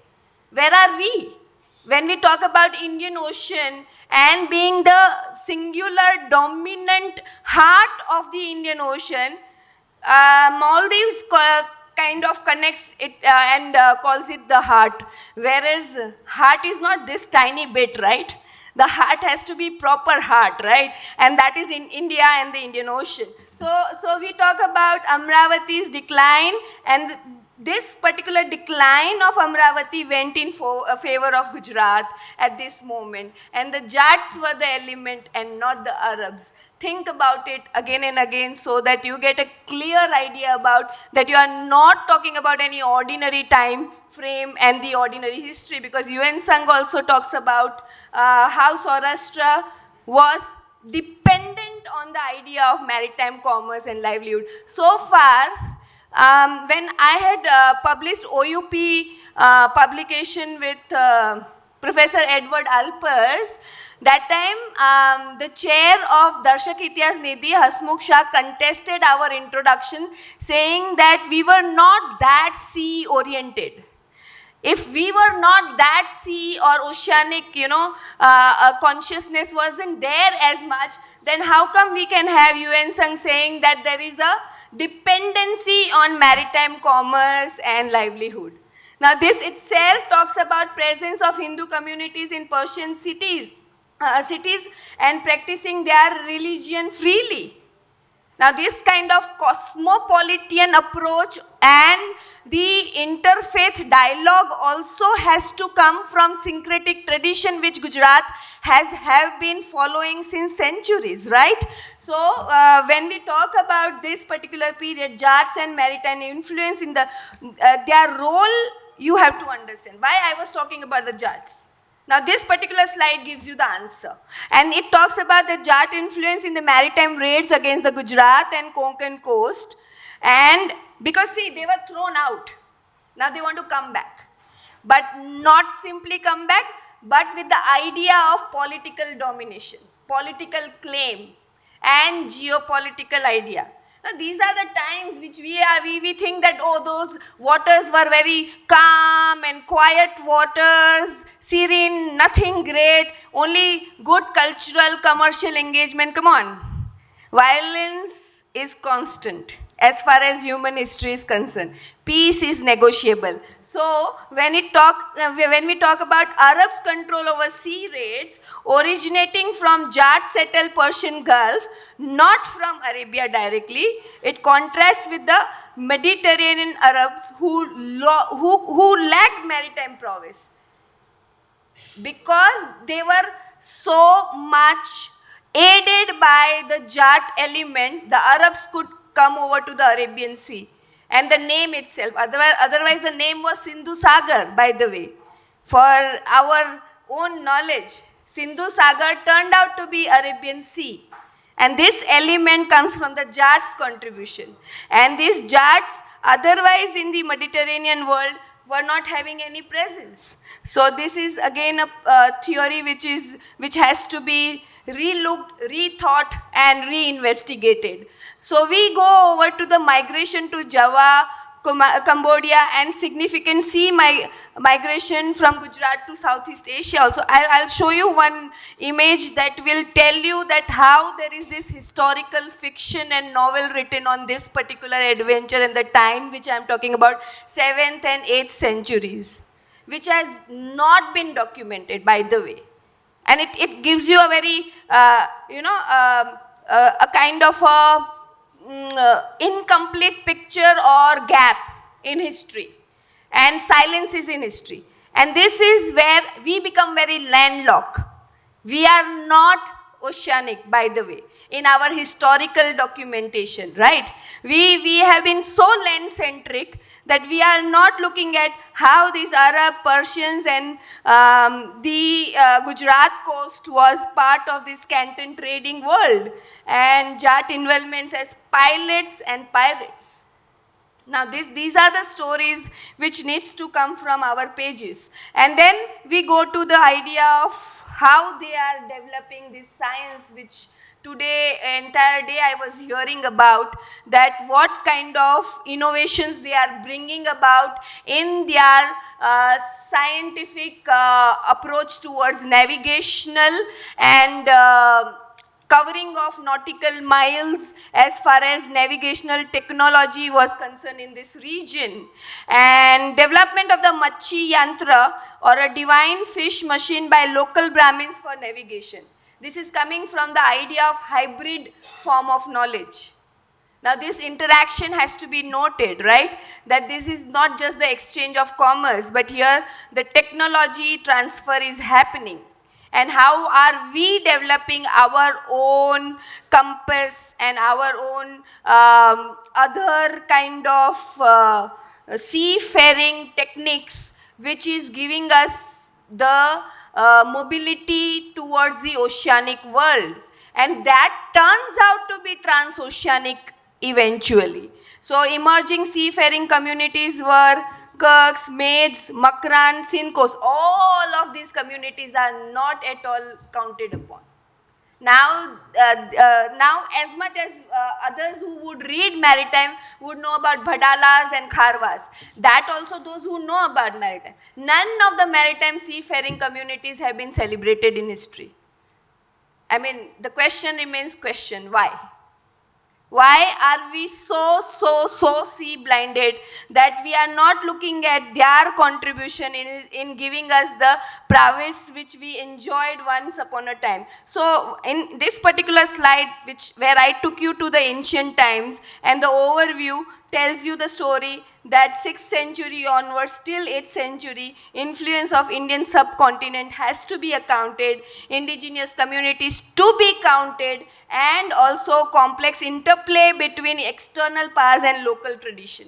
Complex. This is a complex word. Complexity, we are just simplifying in our narrative by not even documenting or not even looking at it. So the idea is that where it takes, that particular time, where it is reaching to, where it is culminating into, it is taking us to entrepreneurial culture. The evolution of entrepreneurial culture in the Gulf of Kutch was driven by the growth of mercantile communities. And this is the overview of my paper where I am talking about global trading networks stemming out of that particular seafaring, shipbuilding, and of course maritime oceanic trading networks, that dense, complex and trans-regional networks are coming up. This is the historicity of my findings as far as Gujarati records are concerned. And these are not, see what happens is that our regional languages, other than Sanskrit, of course very important, but the Devanagari transcription of it in different forms has to be read, because it talks about Kutch, Saurashtra, Gujarat, Hindustan. Now, Hindustan, the term wouldn't come in Gujarati just like that, right? And the idea is that what Gunavantrai Acharya says, that if you do not really record 1,000 years of our history with sea, then you are actually not talking about history. He is talking about his times, that is 1950s and 60s, when he voraciously wrote 30 sea-centric novels. In fact, 1930s, 40s, 50s, 60s, he just kept on writing. He died, when he died, that day he completed one of his novels. This much dedication he was having towards that particular aspects. Imagine if he was the one, he wouldn't have written, we wouldn't have known these pages at all. So this is where, insightfully, those who ignore the seal, please read it carefully so that you get an idea what I'm trying to say and emphasize. Those who ignore the sea will never completely understand our region or country's history, he cautions. And then Acharya rightly understood the sea on the long literal for 1,000 years of history by outsiders to conquer and dominate one port after another, from Kathiawar to Somnath to Diu to Mandvi. So you can make out that why was that exercise, continuous exercise of dominating the West Coast. That means West Coast had so much to offer, right? And then we will understand Dungarshi Dharamsi Sampat also, his work also. And look at this particular, out of this entire slide, forget about everything. What is he talking about? A narrow strip of lake, which is Indian lake, not the British lake. And we happily gave away to the Eurocentric version of British lake. Why? You all are getting my point. What? Because the rising maritime ventures of seafarers, of merchants, pirates and Gulf of Kutch prompted Acharya to construct the idea of Indian lake. And on the contrary, when the British or the European authors are talking and identifying as a British paramountcy or Pax Britannica, then they are just giving away that idea to British lake. When was it? The idea is, when was it? Were British so significant by that time? No. Come on, they are using the networks and the nodes of capitalism which we had established. Okay, so the idea is that Dwarka, I am not trying to romanticize, by the way, the idea of Indianness and all that. Not even nationalist point of view. This is purely historic point of view. I am just a historian, and in none other capacity I am talking about. So it is not coming up like, eulogical or glorification of our history. It is not glorification. It is not even bias. It is not even prejudiced. Because the idea is that you have to have neutral and objectified history where we talk about significant ports and merchant enclaves. Because this history needs your attention. Look at the networks. Now, where we sign it, Mandvi, Jamnagar, Bhavnagar, Porbandar, Persian Gulf, Red Sea, East Africa, and archipelagic island of the Indian Ocean in the Southeast Asia. The Halar stretch around Jamnagar, and then all these communities who were involved. And look at the reach. It is so wide and so webby that you can't even where it stems out. So what I could do is this. Surat was, of course, Bandar-e Mubarak. And it was the one who took over in the 16th century and the 17th century, the prominence. So concurrently, traders from Kutch, Sindh were trying to secure firmer position on the Arabian Gulf, Bombay, Calicut, Cochin, Calcutta, and then Marwar, Sindh, Jaisalmer, Pali, landlock also. So it is like, three ways we see. One is your oceanic network, second is your coastal network, the third is your hinterland network, and if you want to go further, then inland networks and mainland and overland networks. This is the way history is to be seen, because geographic constructs are missing in our understanding. Because we are not looking at how the land to land, the diverse networks are shaping up and stemming out. So the overwhelming bulk of trade of orbiting around maritime zone from Bombay to Gulf of Kutch. This is the huge collaboration. See, this is what I could come out, oceanic and transoceanic, minor, inland, hinterland, which I just spoke, coastal circuits, intercoastal networks major across the sea. So it's this. It's this. And beyond that, of course, we have this entire idea of the ports which I can. Actually, Gunwantara Acharya talks about 84 ports. 84 ports of the Indian Ocean, major, minor, whatever you say, or however you identify active, inactive. But these were the networks which connected with the Gulf of Kutch.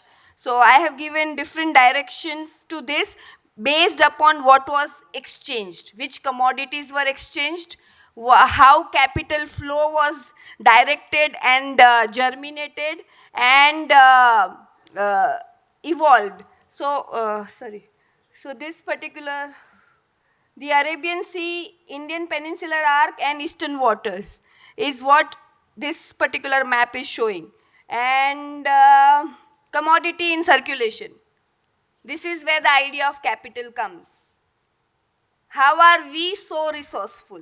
Do you think only West Coast had everything? No. West Coast was resourceful and it was going over to all the direction to pack whatever from mundane to high value commodities, whatever they could load in their or on their ship, they would load it, take it to sea, at sea, crossing the oceanic turbulent or perilous or boisterous waters and taking up the idea of material culture, mobility, supply, trans-regionality, everything. This is really the idea of enterprise. My title, where I consciously added up the word enterprise, right? I mean, you can think about the times which I am talking about where you have industriousness of artisans. Today, we all were deliberating on the idea of metallurgy and all that, right? So actually, artisans were the contributor also. They were silent players because in the engagement of seafarers and traders, you don't talk about artisans who are supplying all these commodities which were exotic in nature. Say, for example, even textile weavers. We don't talk about them, but they are also not aware about where their products are going.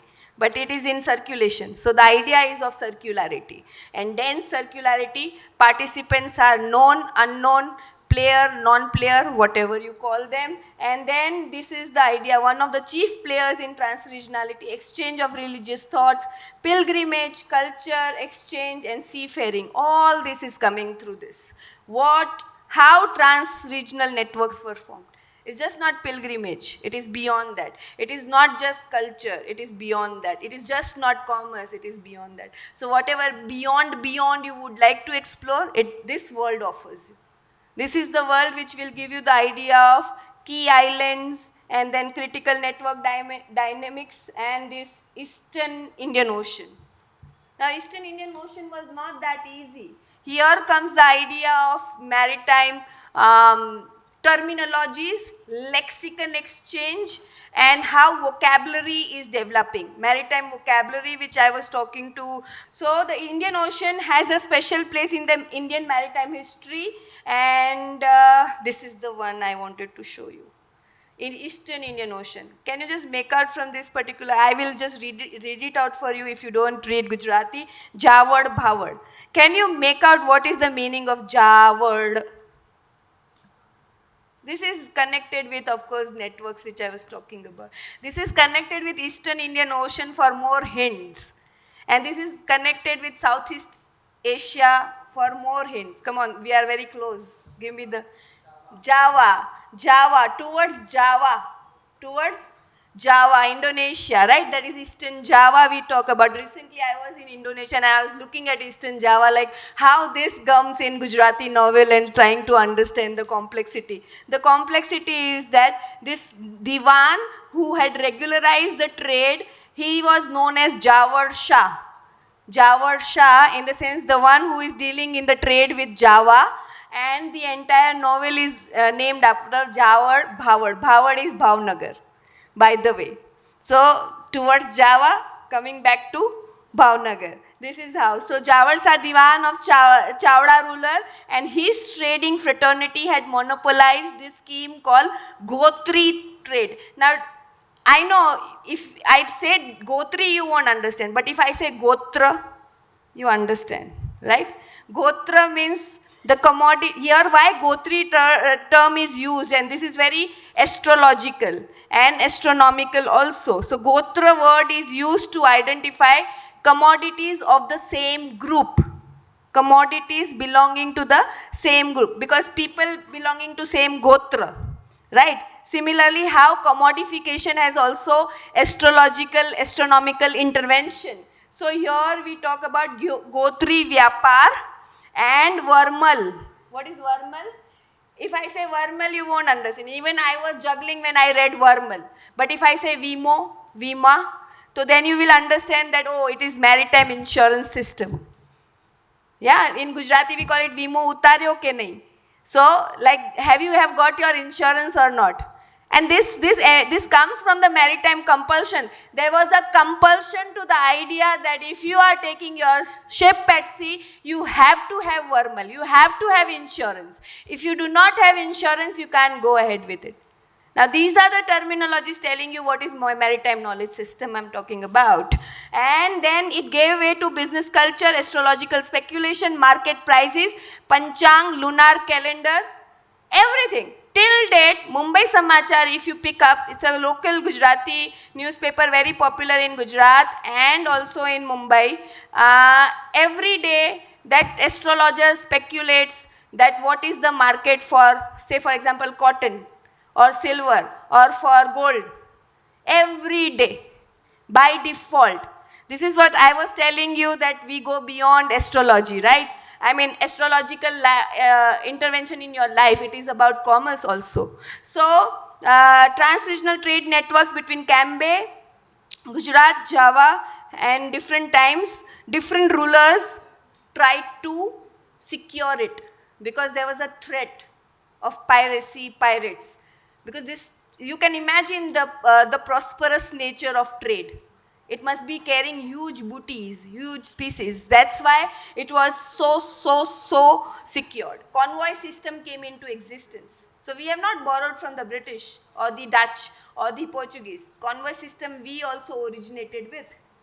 Yeah. So the forming of convoys endorsed the notion of reciprocity. For coastal economies, polity thrived on the seaway commercial traffic. Yeah. So these are the historical contexts. These are the people about whom I was talking about. This is one of those port towns which contributed hugely, Mundra. You know, by Adani Port, by the way now. But those days it was Mundra Port. And these are the players on whom I focus. Players of trans-regionality. He's a Bhatia trader, Kachhi Bhatia trader. And you can see how cosmopolitan the shop looks like, you know, when you have Arab, but not Arab, actually African Arab sitting in his shop, right? So this is what is the idea, that where we were.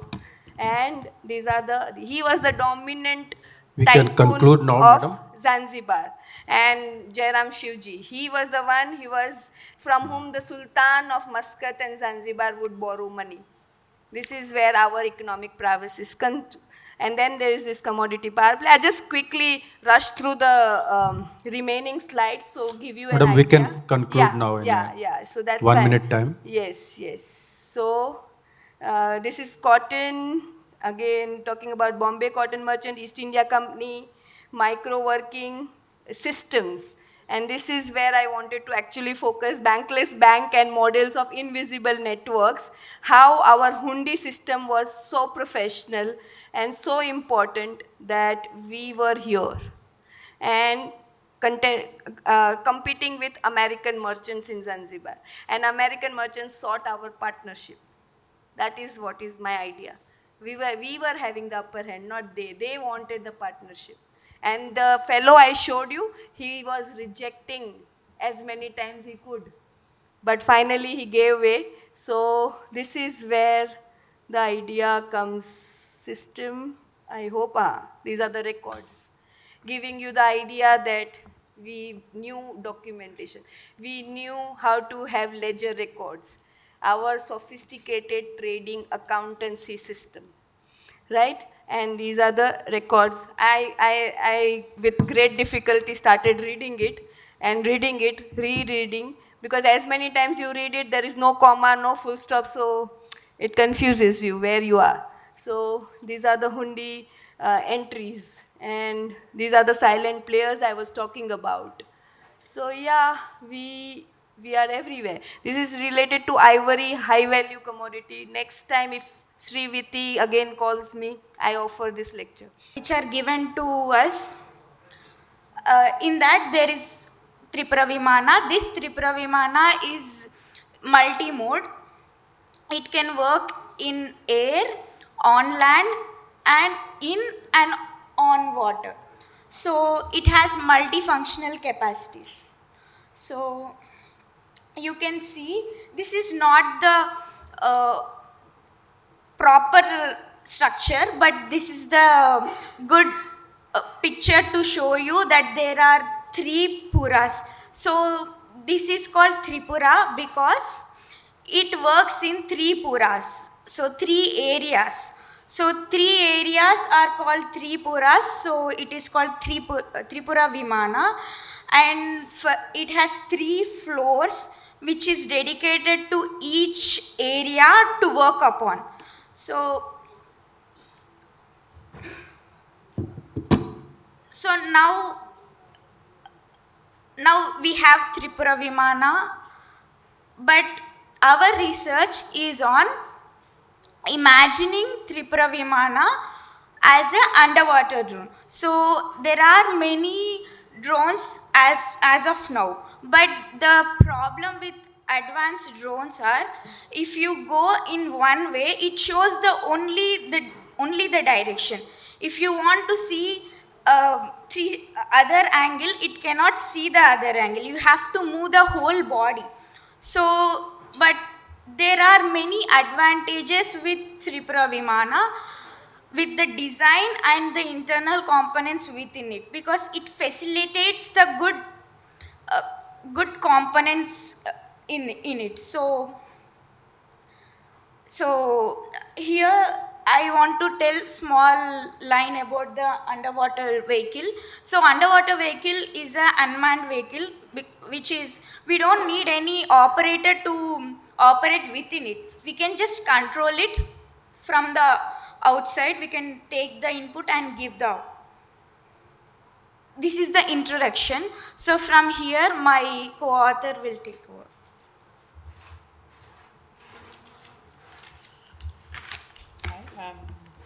My name is Shiva. So from here I'm going to continue.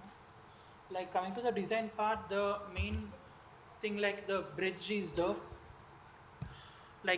components which we have considered are from the book Vaimanika Shastra. So we try to take all the components mentioned in the books and try to integrate it into a design. So the design contains 3 floors. So basically the first floor is mainly related to the, as we said before, the Tripura Vimana is mainly used for 3 modes. So the first floor is mainly for the links for the travel on roads. So, and also it can also be used when we are near to the water surfaces also. So it's not like, for example, right now the ships and everything what we have right now, it's not like they can come till the docks and everything. So if we can integrate the wheels into this, it would be great, so that we can get even the ships till the shore as well. The main purpose of the back room is to facilitate all the mechanisms related to the rotor mechanism systems, and whereas the front room is mainly for to ensure all the mechanisms for the propeller, which is placed in the front. And as well in the back itself, we also have an electric power unit room, which facilitates all the power necessary for the complete floor, and which has the connections through the above the roof. And the roof is placed approximately 7 feet from the pita. And in each floor, there are all the 3 floors contains the air pipes which keep the constant air circulation for the fresh air. And although it is a unmanned vehicle, previously Tripura Vimanas were used for traveling with the people. So we ensured that all the air pipes and everything, all the display units and all are exactly the same. And the main purpose of the second floor is to maneuver in and on the water surface. So we have 2 ballast tanks placed in the 2 corners of the pita. So whenever we try to move underwater, we try to fill them, and when we want to move, we just try to propel the water out of the tanks. And coming to the third floor is mostly about the control units and everything. Like the control unit is where it controls automatically based on the attitude and everything, it controls the whole Vimana. And the other room is for the power generation room. And the other one are the air pipes, which we are mostly concerned.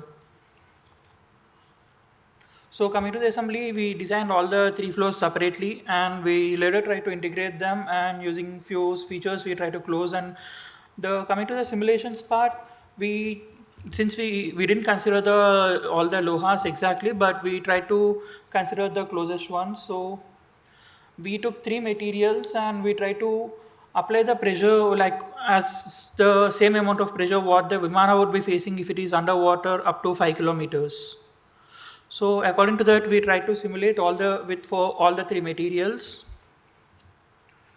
And coming to the usages, the main usage of the Tripura Vimana would be, as this is for the underwater drone, the main purpose of designing this Vimana is so that to see that when we try to go into the underwater surface, we want to study and analyze the ecology of the underwater.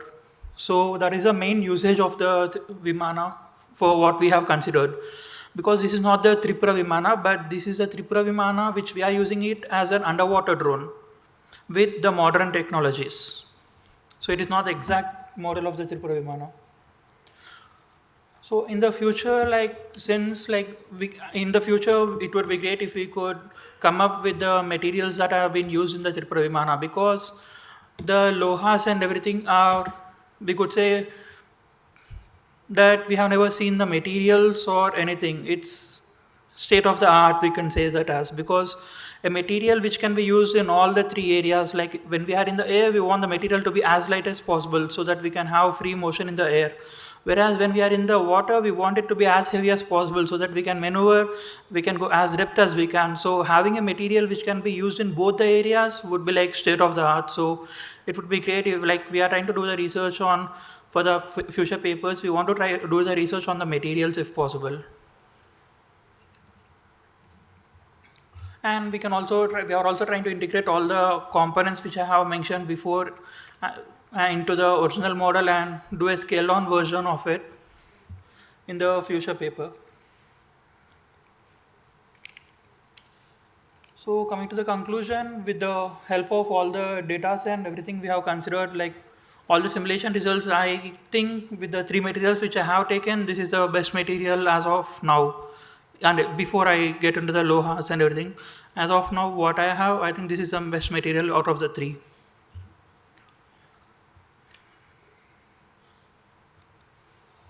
So, and the references we have been taken from the Vaimanika Shastra from Bharadwaj Maharshi. To stay informed about the startup ecosystem, subscribe to My Startup TV.